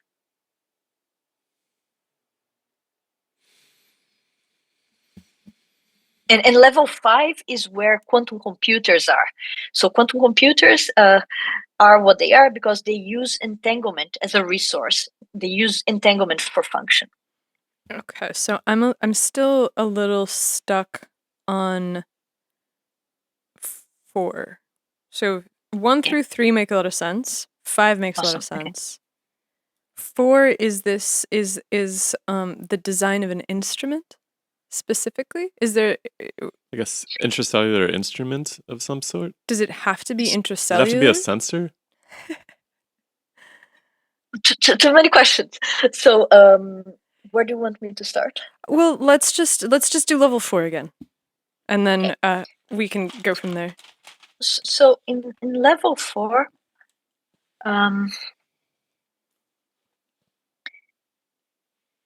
we have the fact that superposition is being used to cause a physiologically relevant phenomenon. Okay, so are we talking instead of biological systems exclusively, or physiologically relevant in terms of just building a detector of some kind? No. I mean a physiologically relevant phenomenon inside a cell. Okay. Right. So, in the sense that if birds are sensing magnetic fields using the quantum sensing-like mechanism that we were describing, superpositions are being used for function. Superpositions are what actually give birds the ability to sense the magnetic field of the Earth for migration. Okay, and so when you say that you use this as a technological quantum sensor, and this is necessary for entanglement being used for function. It's just that level 4 is where I would place technological quantum sensors as an analogy. As an analogy, right? These are all ways in which biology might use quantum processes. So for example, at level 2, the technological analogy for level 2 is your transistor. Level 3, I don't think there's a simple analogy. Level 4, the technological analogy is quantum sensors. And level 5, technological analogy are quantum computers. Okay, and so let's do the same thing with biological analogies as opposed to technological ones. Okay. Level 2 has to do with electrons being transported via tunneling. Level 3 has to do with how, for example, photosynthesis benefits from interacting with phonons. Level 4 has to do with all these electron spin-dependent chemical reactions that sense magnetic fields. And level 5, for example, certain biocompounds in test tubes have been shown to exhibit super-radiance, which is an interesting way that they interact with light fields when they are very, very compact. There is no indication that is being used, that sort of ensuing entanglement is being used for function. But if someone can prove that the entanglement coming from super-radiance that people see in test tubes are alive inside cells and being used for something, then that would constitute level 5. Okay, I think that makes sense. I mean, it's a gradual progression of function as a result of increased complexity, and so you're basically. I think, yeah, go for it. Because I mean, if you're saying that we have good indications that organisms are using superposition in order to be able to Yep. sense magnetic fields, then Yeah. the next level of that would be some kind of ensemble measurement of many entangled states at once in Yeah. order to be able to let you to do something even stronger. And so it makes sense that if we've gotten that far, Yeah. if we've gotten to level 4 already, that it seems possible that if you have a multiplicity of entangled states, that you then Yes. have an even stronger sensor. Okay, cool. I mean, that makes a lot of sense. I like that. And this has helped me clarify my thinking, because I got tired of just talking about birds and just talking about photosynthesis. That doesn't contemplate all of the ways that biology seems to be working, seems to be running on quantum, really. Okay, so the level 1 of this is really interesting to me because you said something that I think nobody would argue with, that biology is obviously quantum in nature because everything is made out of atoms, and atoms Yep. foundationally have to have some quantum aspects. And so, do Yep. you have obviously people don't disagree about level 2 either, because everybody's in agreement about the fact that Except photosynthesis. that, I agree, except that if you want to be nitpicky, there hasn't been any true quantum measurement inside a cell to prove that. I agree that nobody disputes that electrons travel through tunneling. I don't think there is any true quantum measurement inside a cell. So that leads us. So I want to get to what that would look like, Yep. because I think that that's kind of the direction that you're heading in, and so Yes. I want to be able to land there. But I guess the simplest way to ask this question is, where do people's convictions about the existence of quantum phenomena in biology start to break down? Is it between At level level 4 1. and 5? Really? But how can it break down at level 1 if everybody's like, biology must be quantum because it's made out of atoms? Like, No. Level 1 people accept. okay. But tunneling but you're saying people don't accept tunneling inside of cells because they You're right. You're right. Probably people believe at level 2. Okay, so let's clarify. There is no experiment in the world right now that does anything from 2 to 5. Zero. Okay. even the photosynthesis phonons stuff? They're done with like complexes. They're not done inside the cell. That's the point. There's tons of experiments with chemicals in test tubes. Beautiful experiments. Does not prove that that's what's going on inside the cell at all. Got it. Right. And again, if you have a measurement with a cell at minus 80 degrees Celsius, I mean, it doesn't show that that's being used by a cell either. Sure. Okay. So basically what you're suggesting is that there is some very, very basic sense that people agree about the biological nature of it, but even when it comes to something like tunneling inside of biological systems, this is still theorized to be the mechanism on the basis of test tube experiments, rather than experiments where somebody's actually built a quantum detector that can somehow be put inside of a cell to see in vivo how it's behaving. Correct. Now, I don't think anyone doubts that 2 is indeed what's going on.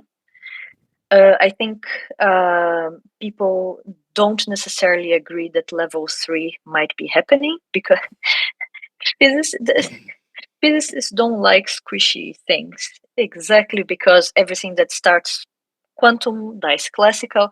So if you say that noise can be beneficial, physicists start having problems with that, which is the profound implication of level 3, right? So in classical physics, there are some processes that benefit from the presence of noise, such as stochastic resonance, but I don't think physicists are ready to accept that there is this fundamentally quantum process that has to do with a coupling to vibrational degrees of freedom that might be acting in nature. I think it's as obvious for me as obvious as level 2, but I think that some physicists doubt. Well, I think that it sticks you right into this position of needing a bridge between the classical and the quantum world, right? Because if you're taking no? What we need are like instruments that can take bona fide quantum measurements inside cells. We need to go high tech here, right? There are tons of experiments with chemicals, tons of experiments with plates of cells, biology-like experiments. We need quantum engineers, quantum physicists trying to run experiments inside cells in the same way that you would run an experiment with a cloud of atoms, maybe. What would that look like for a biological system? So, for example, for level 4, which is what we want to prove, I told you before that the technological sensor in diamond, it emitted a different amount of light depending on the quantum state of the spin. It's the same with those proteins. The proteins, they emit a different intensity depending on the spin state. So, and this is what we've been building towards. If you grab a microscope, couple them to coils that produce magnetic fields, synchronize everything down to the nanosecond, because those are the timescales of relevance for spin physics, and then get very good single photon detectors that can detect actually very tiny changes in fluorescence emitted, you could do those same experiments reading out electron spin states inside proteins, inside cells. If we do that, we can take the curve basically of how the quantumness dies, really how the contrast of the curve dies, and that can give us an estimate of how long the quantumness is alive for, of how long the superposition is alive for. If we do that, for example, in the bird cells, whatnot, and if we see that this quantumness survives for at least 750 nanoseconds, we will know that 750 nanoseconds is enough for those cells to be sensing the magnetic field of the Earth. So we would, first of all, show that it's possible for the cells to be quantum for long enough for them to be used for function inside the bird. This nobody has done. People have done such experiments inside test tubes, and they've shown that the proteins are quantum for that long. Birds are shown to respond to magnetic fields in a way that is consistent with what people see in test tubes, but no one has measured those quantumness times inside live cells at room temperature. I'm still a little confused about this quantum lifetime thing. Do you understand it? In the sense of how long the superposition state is maintained? I mean, something that I'm thinking about as we're talking about this is how to differentiate the quantum state from the classical soup of the cell. Right? Like, because if you're shining light into a cell and you're using the readout of the light to be able to differentiate the lifetime of the quantum state, then you need to know, don't you need to know how to take that out of the background of the cell? You have. This is why you have to synchronize everything. So quantum experiments are synchronized down to the nanosecond. So you know exactly when you're giving the impulse, when you're detecting the light, and there are tricks that people can play to make sure that what you're getting back is really due to the excitation that you give. For example, you can provide excitation with a certain frequency, so that if you receive the signal with the sort of same modulated frequency, you know that it's really due to this guy and not to some generic soup that is not affected by this guy. So There the are tricks. foundational principle in which it works, if I understand it correctly, is the idea that you are stimulating and then measuring the response to stimulation. And so you have your microscope. Your microscope's not just looking at a system. Your microscope is looking at a system that is responding to you sending in both a pulse of photons, which activates this quantum I think magnetism state, and the magnetic. Well, and the magnet. That's correct. Both. Yes. Oh, it's responding to photons also. No, the pulse the of emission. photons is activating the molecule that inhabits the quantum state, because we talked earlier in the conversation You have to about energize it you have first. to energize it, and Yes, you that's energize it at correct. the same time that you send the magnetic field, because That you is need the correct. magnetic field to be generated for this precession to happen around it. And so the two things That is occur at the correct. same time, and then you have the Yes. readout of how long it takes for the emission of the photon to decay. Yes, Are you that continuously is sending a pulse of photons then? so there are different ways that you can play. You can keep on giving light. You can give pulses of light and then just see how it decays. There are different ways that you can play. And what is And that? all What is those that tricks telling? come What is from that quantum. time constant telling you? The decay of the time constant. Okay, so let me check my understanding. The decay of the time constant is telling you how long the system is in a state of quantum superposition, because the superposition state reacts to So light differently. here's how it goes. Here's the light emitted as a function of time. And what you do is you chop your times, okay, in nanosecond things, and you take one time point per each chunk of time. You excite and then you capture light for say 2 nanoseconds, and then you get a point. Then you start the experiment again, let it run for 4 nanoseconds, capture another point. So in the end, by trenching your experiment and for each time point doing the same experiment but running for a little bit long, you have a curve of light as a function of time. The inner modulation of this curve will depend on the magnetic field and also will depend on the internal magnetic field of the spins caused by nearby nuclear spins.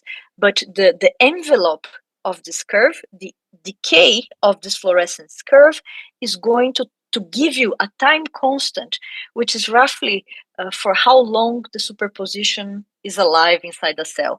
How long, on average, it takes for the dimmer switch to become a flip switch. When that happens, it's a quantum jump, if you will, event. I like to call it, it's the spins are measured by the environment. So the interaction with the environment, if you will, kick the spins so that they need to decide if they're going to be triplet or singlet. Or if, in the case of one spin, is if it's going to be up or down, not in a superposition anymore. And what is the significance of it being a long time in superposition versus a short time? What does that mean for the actual cell or for the protein? A long-lived superposition can sense smaller magnetic fields. Oh, that's right. Because that is the profound significance, right? If we do the experiment with the bird cells and we find that the superposition can only live for 50 nanoseconds, we'll know that the mechanism that people are proposing is probably not right. Because for the birds, in order to sense the magnetic field using this process, the superposition needs to be alive for at least 750 nanoseconds. Because it takes longer for that electron to process. That's correct. Okay. Let me make a point, which I think is important here. So even though it's hard for electron spin superpositions to sense the magnetic field of the Earth, it's relatively easy then for electron spin superpositions to sense, say, the magnetic field produced by your cell phone. So even if superpositions cannot be alive for 750 nanoseconds, they could still be alive to react to weak magnetic fields provided by your cell phone. So this is what makes this a potentially incredible lever for you to act on biology. Even with modest fields, right? If your magnetic field of the cell phone is about 1 millitesla, the superposition only needs to be alive for 50 nanoseconds to sense that. You can use that to be able to change how your cell works. This for me is like the cool part. Have you ever looked to see if cell phones have an effect on the behavior of cells? People have. The problem with cell phones, I'll So let me diverge a little bit. The problem with cell phones in general is that each cell phone produces its own sort of different magnetic field, and depending on how much you use, it's different. But the party line, the stuff that I always say is the following: the likelihood that your cell phone is doing bad to you is, for me, the same likelihood that it's doing something good for you, right? I think that those two options are very unlikely. The more likely scenario is that it's not doing you anything, exactly because each protein responds very precisely to certain bands of frequency and intensity. Different proteins respond to slightly different magnetic fields. So it's very likely that your cell phone is not in those very particular bands, right? Which doesn't mean that we cannot find out this code book in order to act on biology on purpose, right? Which is everything that I'm building is to get there one day, like it's the Star Trek tricorder.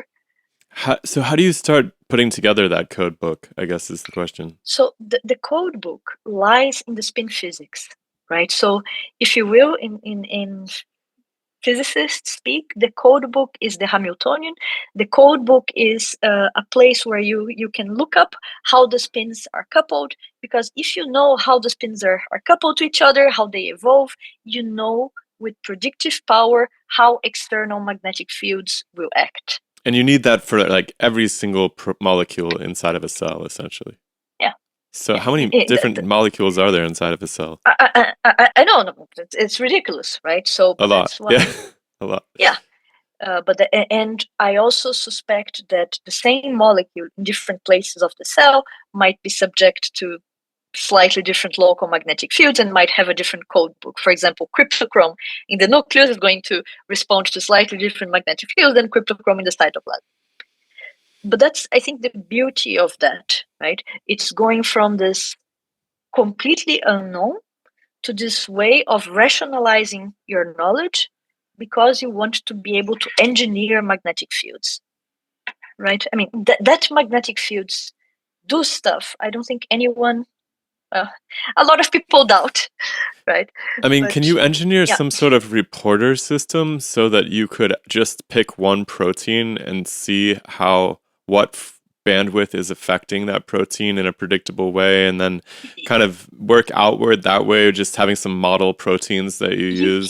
You can. In fact, you can do directed evolution of proteins. For example, for it to respond specifically to a certain magnetic field. If you do that, right, in the end, you know that if you put that particular magnetic field, it's that protein that is going to light up. You can use it to do labeling on like proteins inside the cell, right? But have people gotten very far down the road with this, or is this still? Oh, they have. No. Maria Ingaramo at Calico, she did exactly that. She developed a protein. She directed evolve it to respond to whatever magnetic field they had, and now it fluoresces at a difference between this magnetic field and out of with a very much higher contrast than native proteins. Is that a it's a spin coupled fluorescence, like in the yes, it's a quantum. Yeah. It's quantum in this way. I think it's also like a flavoprotein. Again, there's nothing special about those proteins. Those proteins that respond to magnetic fields are everywhere. The photophysics and the spin physics are very similar to cryptochrome, to the stuff in diamond, right? There is no mystery. They're all like this, even if people don't know exactly the details. And it's those details that are going to give us the predictive knowledge on how magnetic fields do stuff. Because in the end, I think that the whole power of this is to do this in cells with the endogenously produced proteins, so that you don't need to do genetic engineering to actuate, right? So I wonder, like, because Michael Levin's work seems to point in the direction that it is sometimes more effective to focus on the broad strokes picture of a cellular environment than it is to focus on a specific protein. And when Shiloh's asking this question of like, well, can you make a reporter protein? I shudder with horror because I have made clonal libraries of things, and I know just how difficult it is, how labor intensive it is, Yeah. and how much of a shot in the dark it is when you're Yeah. trying to find something that Yeah. works. And so I wonder if the I approach agree. to this is not Yeah. to come up with some universal atlas of every single molecule inside of the cell and how it responds to quantum perturbations by some magnetic I fields. agree. And that's what we want to do with our microscopes that we're building, right? Those instruments will help us write this code book, which is going to be a tedious operation, right? And just in the Mike Levin stuff, he knows this. We are in contact, and he knows that. I think that some of his results might be explainable by the magnetic part of the electromagnetic fields that he uses. He does a lot of stuff that has to do with like bioelectricity, but some of his fields are pulsed in that it's not only an electric field, it has a magnetic component. And I've told that to him, that I think that some of the things that he sees are consistent with this type of electron spin dependent chemical reaction being actuated upon by the magnetic part of the stimulus. Which is very cool because it suggests that you don't necessarily need to come up with this exhaustive and extensive catalog of, it's these 1,500 proteins that each have, 3 different frequency ranges at which they respond to an oscillated magnetic field, and instead be able to derive something that's a higher order to say, this is the kind of magnetic fields that we need to apply in order to see these effects. And like God, biology is such a black hole. Like if you're I reduced know, to having to I figure know. out this is the specific protein I that's doing know. this thing, I'm like, Well, but have a look at the companies that are already around, right? So, Novocure or Regenesis, they, by chance, they found magnetic fields that are able to help patients recover, right? yeah, and I'm like, but if you think about how difficult and I think you mentioned them earlier, and you're like, they found them, but you ask them how it works, and they're kind of like, by chance, yeah, I know, right? it's And crazy. so I'm like, It's crazy. that to Yeah. me seems like maybe I don't know how far off the mechanism figuring out the tree is. DNA code is easy because you only have 4 nucleotides, right? Yeah. But in Yeah. this case, you're talking about a literal infinite spectrum of frequencies possible and strengths, and it's like, how could you ever make an exhaustive list of that with the context, like every single protein and its context and all the potential energy states that it might exist in? There might be bands that are more accessible than others. Again, going back to the companies, right? If every patient reacted in a completely different way, they wouldn't be a commercial success. They wouldn't be helping people. And somehow, even if by trial and error, they did find parameters that work for maybe the majority of people who try, right? Otherwise, they would be out of business and not at a 2 billion market cap. So I think that there are foundational principles to be found. I think that there is a better approach than trial and error. And I think that this is quantum biology. That's what quantum biology can help, right? I agree with you. It's going to be maybe fruitless to try to get the exact parameter for every protein. I don't think that's the goal. But the goal is maybe to find general concept. For example, in the case of the said companies, maybe they don't work optimally for every patient. Maybe every patient has the different skull size and the total magnetic field that the tumor that they see is slightly different, but it sort of works more or less, right? I think we're still in that sort of works regime there, that if we can find governing principles, we already win a little bit. Definitely. And I think that it's an exciting field. It's an exciting time because there is not a ton of people that are working on it, but I think people are starting to realize that it must be important. And so I have great hope and great optimism for the fields over the course of the longer term. And I think that the Me stuff that too. you're doing Yeah. is really interesting. And I guess we're almost at 3 hours, and so the last question that I have is where do you go now? You've just published your did you publish the paper that you sent us, or is it just on the preprints right now? It's just in the preprint right now. We're so tired about having to deal with establishment. I mean, we're happy that our paper is in the archive. I'm going to explain the paper in a second. All the data and all the analysis, they're all online. You can find it at bit.ly /tadpole paper. And here's the deal. Here's what we did. Here's the context. And this is an actual number. This is not a made up number. In about 70% of the talks that I give, at the end, someone raises their hand and says a version of like, this is bullshit. People, when they see magnetic field effects, they are reporting experimental flukes, because after all, those magnetic fields, they are too small to be triggering a mechanism. And again, if you go there is I forgot the exact governmental entity is, but there is a governmental entity that I think it's the agency that deals with like environment and stuff, and there's a question there: does the magnetic field matter? And their answer is something like, literally, it's too small to produce to trigger an effect. Right? So we were tired of having to deal with this criticism, because we want to test the quantum biology hypothesis, but if the foundation is not accepted by people, if people don't accept that those effects are real, whatever the mechanism, we cannot get here, right?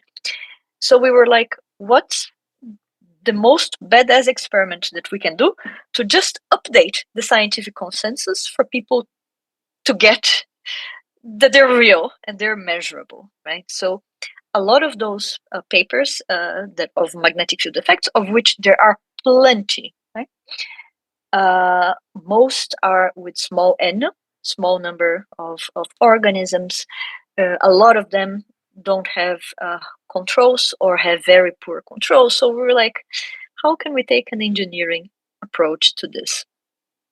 So the simplest thing that we could think of in order to prove the reality of those effects was to remove Earth's magnetic field.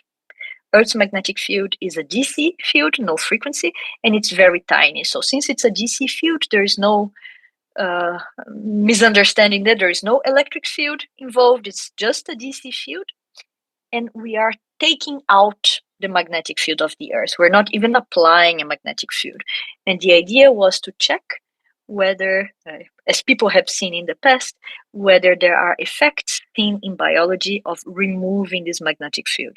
The way that we do this is by building a hypomagnetic chamber, which is a marvel of engineering. It's layers and layers of metal, of a special metal called mu metal, that blocks magnetic fields mostly by passive shielding.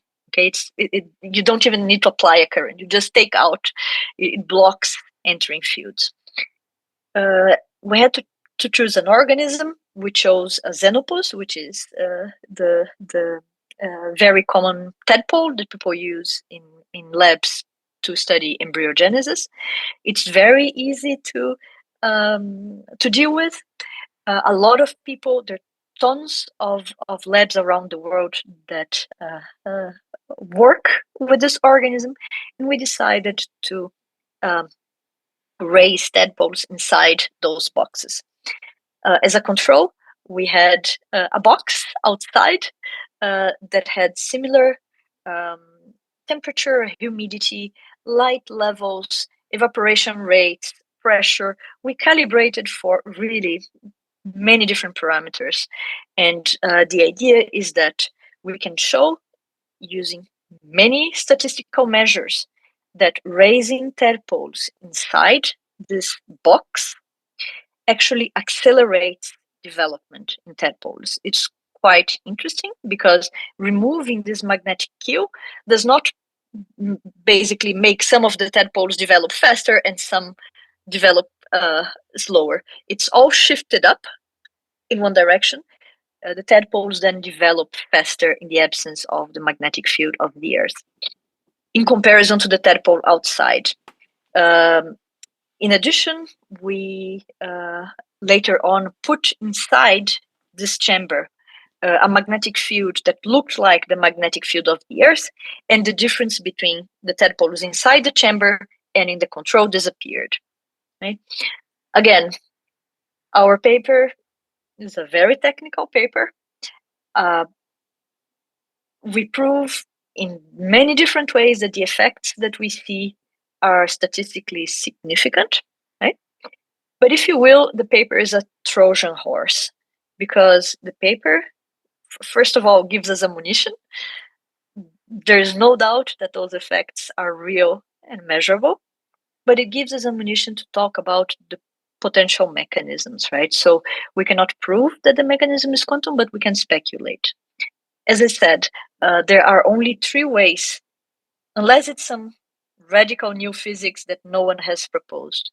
There are only three ways that organisms can sense the absence of a DC magnetic field.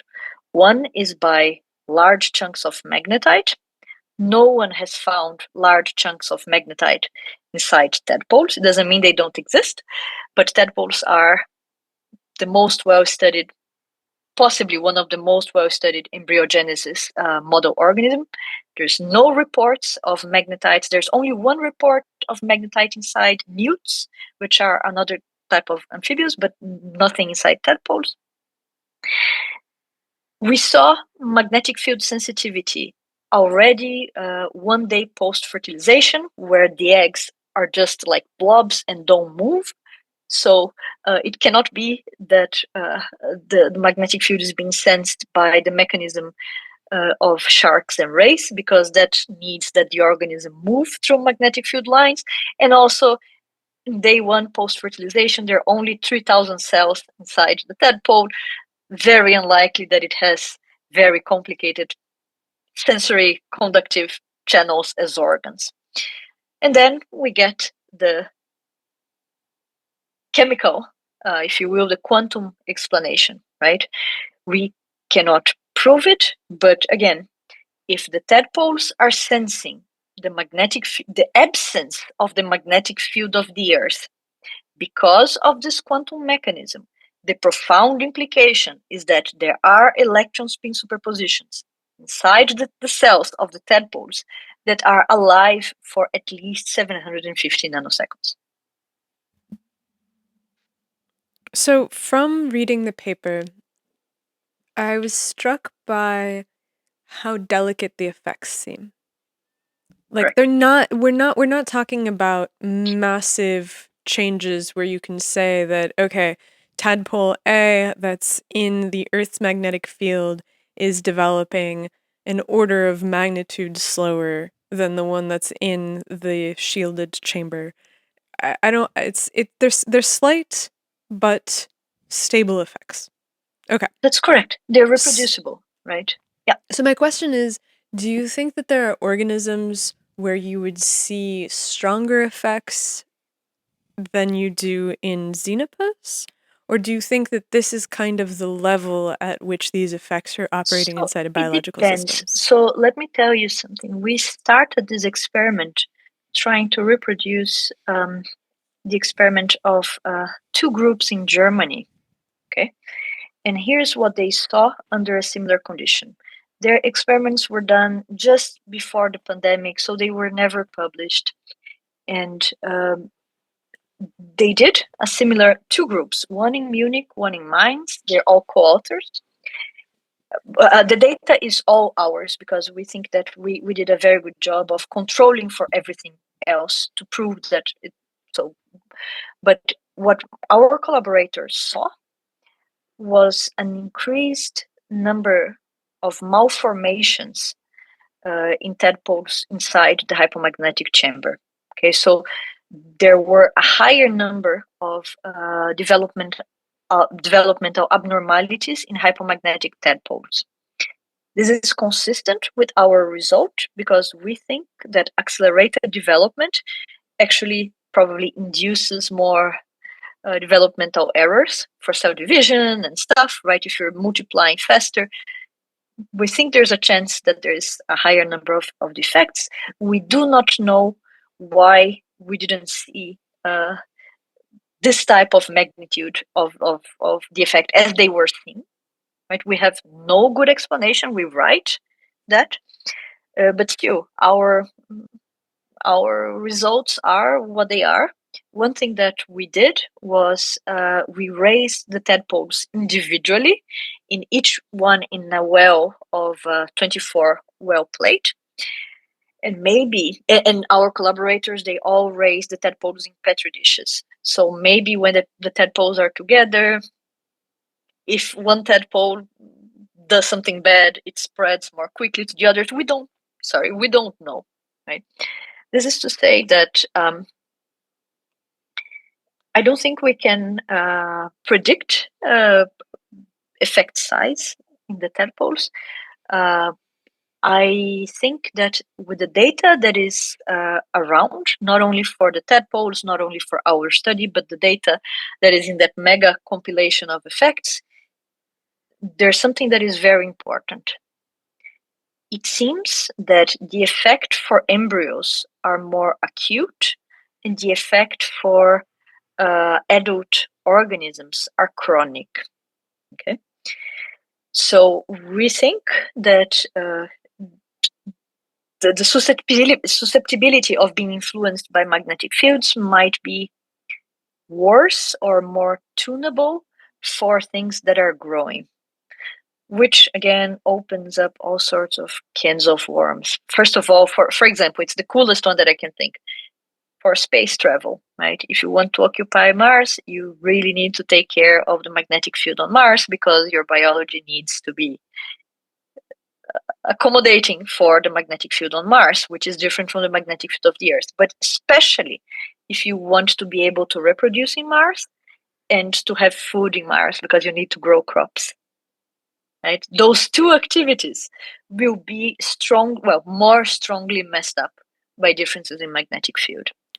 Okay, so that's really interesting that you say that, where my first thought now is, okay, well, the model that we have so far is that birds have this long-lived state for sensing superpositions in order to be able to actually read these magnetic field lines as they cross them. They need to have 750 nanoseconds because that's how long it takes for them to sense what's happening.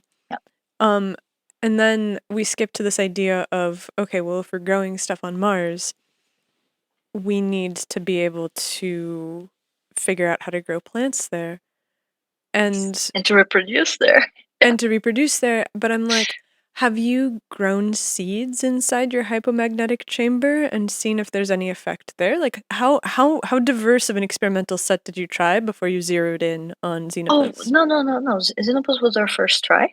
Exactly because it was common and because we wanted to have data. We took more than 8,000 images of tadpoles. Our N is 8,000 images of 3 days for more than 2,750 tadpoles grown individually. So our concern here was just, there's nothing special about Xenopus, right? We think this is going to replicate with whatever.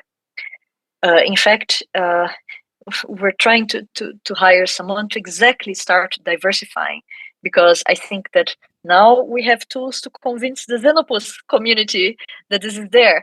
But someone from the Drosophila field will exactly think that, oh, but that's for Xenopus. It's not important for Drosophila. And we want to hire like someone to actually start doing those experiments with plenty of other model organisms so that we can engage the different communities, right? Because right now, each one is saying that's not my stuff. I don't care about Xenopus. So it's I don't get it, because, for example, and this drives me mad, because there are papers showing that cells, it's a guy from the University of Colorado. He's almost emeritus, but he's done a lot of experiments on magnetic field effects in biology. He has a paper showing that cells do things differently depending on the freaking place in the incubator where they sit.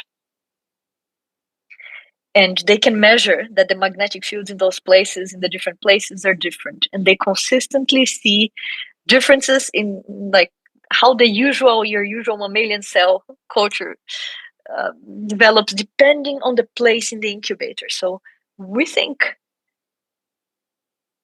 that people are really not paying attention to it. And I wonder, really, deep in my soul, if a lot of problems with reproducing effects in biology aren't there because we are forgetting about some stuff, including effects of magnetic fields, of weak magnetic fields.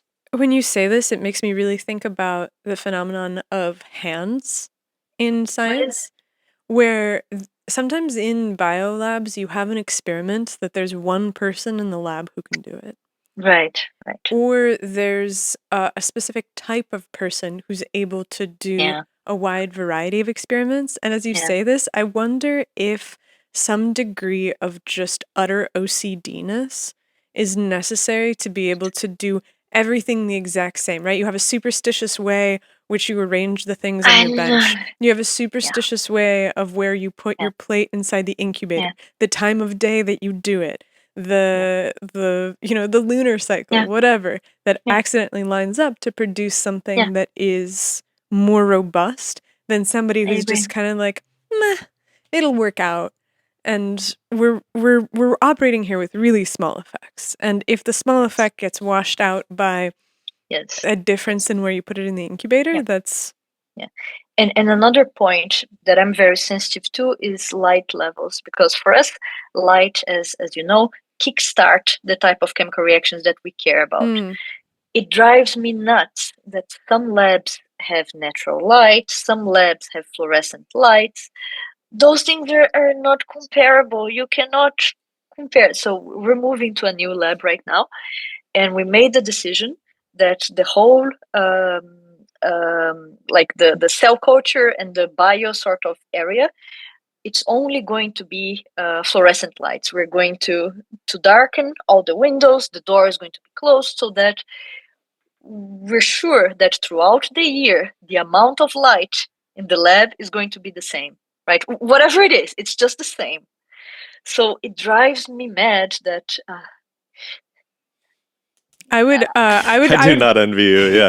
This is bringing back nightmares from grad school, trying to get my instrument to work.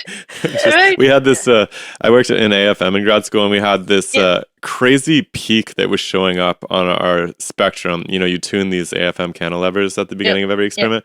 And we always had this crazy peak at 40 kilohertz.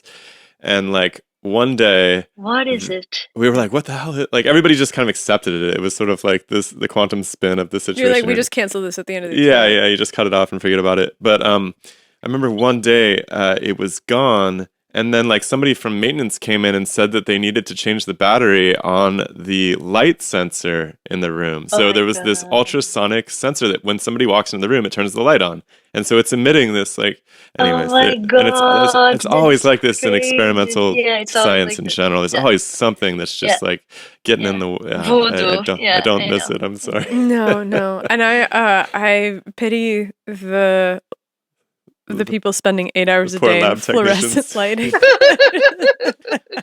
I was like, that was my only thing. I was like, whenever I was in a lab, I was like, as close as possible to the biggest window possible. And so like underground with fluorescent lighting alone.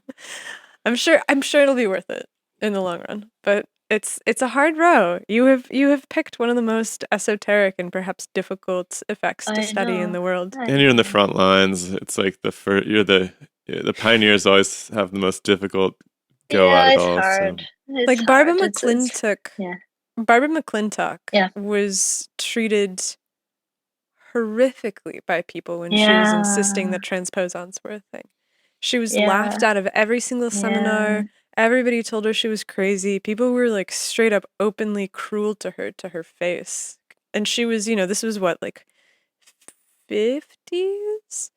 So it was like well before there was the idea Yeah. that there was women in science. And so here's this woman Yeah. being like, hey, I think transposons are a thing. And she just managed to maintain some equanimity through it. And she was, I think maybe because she knew she was right. She was like dead certain that she was right. And she got through it. And she got, I think she got a Nobel Prize. I think she did. Yeah, I'm pretty sure. Right? And so it's like, okay, well, so at least that there's some vindication at the end of that tunnel. But I imagine that when you're in it, it sucks. And Not- how not always. many? And how many? What's her name? What's her last name? McClintock. McClintock. How many McClintocks there have been that we've never heard of? Right? How many were necessary for us to have one that actually won the Nobel Prize? Like Katalin Karikó, right? Complete outcast. If there hadn't been for the pandemic, nobody would have heard of her. Nobody cared. She was shunned at when she gives seminars now. I find she's too accommodating. If I were her, I wouldn't be so nice to people, because she's super nice, and she's like, yeah, they didn't help, but that's okay. That's how science goes. I mean, no, I mean, she was badly treated, not given her due. Yeah. I don't know. I think people are too gracious.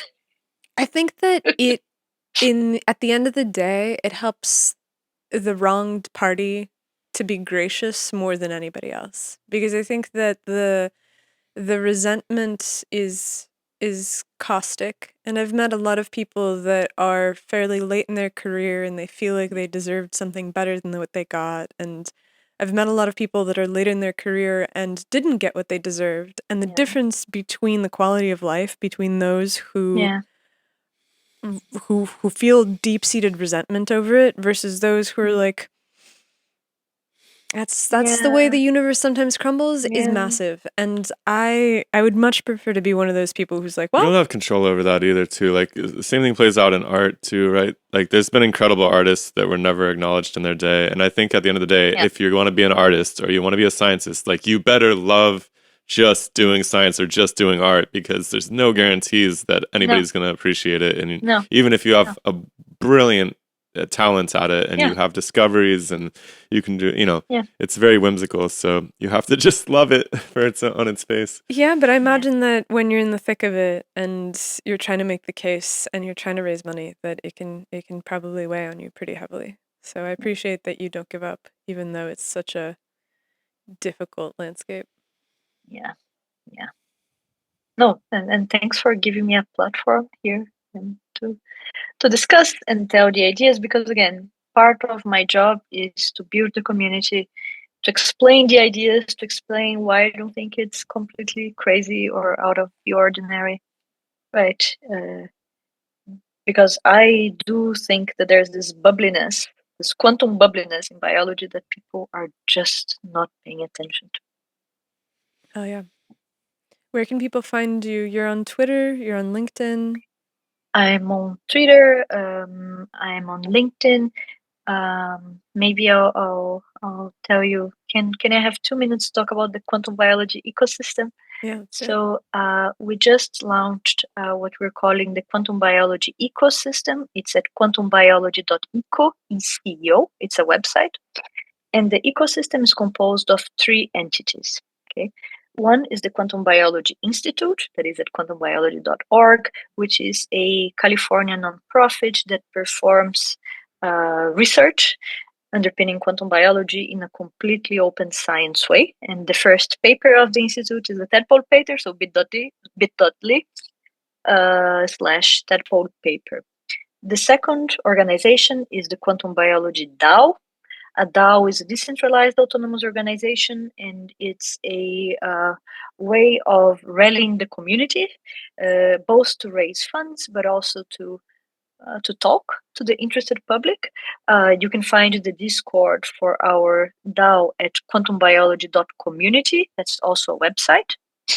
And the third organization that will launch soon is the Quantum Biology Incubator, where we want to incubate the first companies that use quantum biology in their products. For example, proteins that respond to certain magnetic fields that can be used to do image labeling or something, like using spins as image labelers. Both the Institute and the DAO own a stake in the incubator, and we're hoping with this ecosystem to really launch the quantum biology industry by design, because we understood that NSF and NIH are not going to come to save us, right? So we're building our own community. We're finding ways to fund our research, and I think that's where we are right now. It's awesome. It's the future. We have conversations with two of your co-organizers coming up. So we have Jeff Anders that we're probably going to release in the next couple of weeks, and we record with James Sinka, I think, next week. And so people that are interested can check out those conversations to get a little bit more context for what it is you guys are doing. Awesome. Clarice, thank you. Thank you, folks. It's always a pleasure to talk to you. Maybe in a year or so, we will have more results to talk about. Excellent. Yeah, looking forward to that. All right, take care. Have a great rest of your day. Yeah. Bye-bye. Bye, folks. everybody. Bye, everybody. Bye.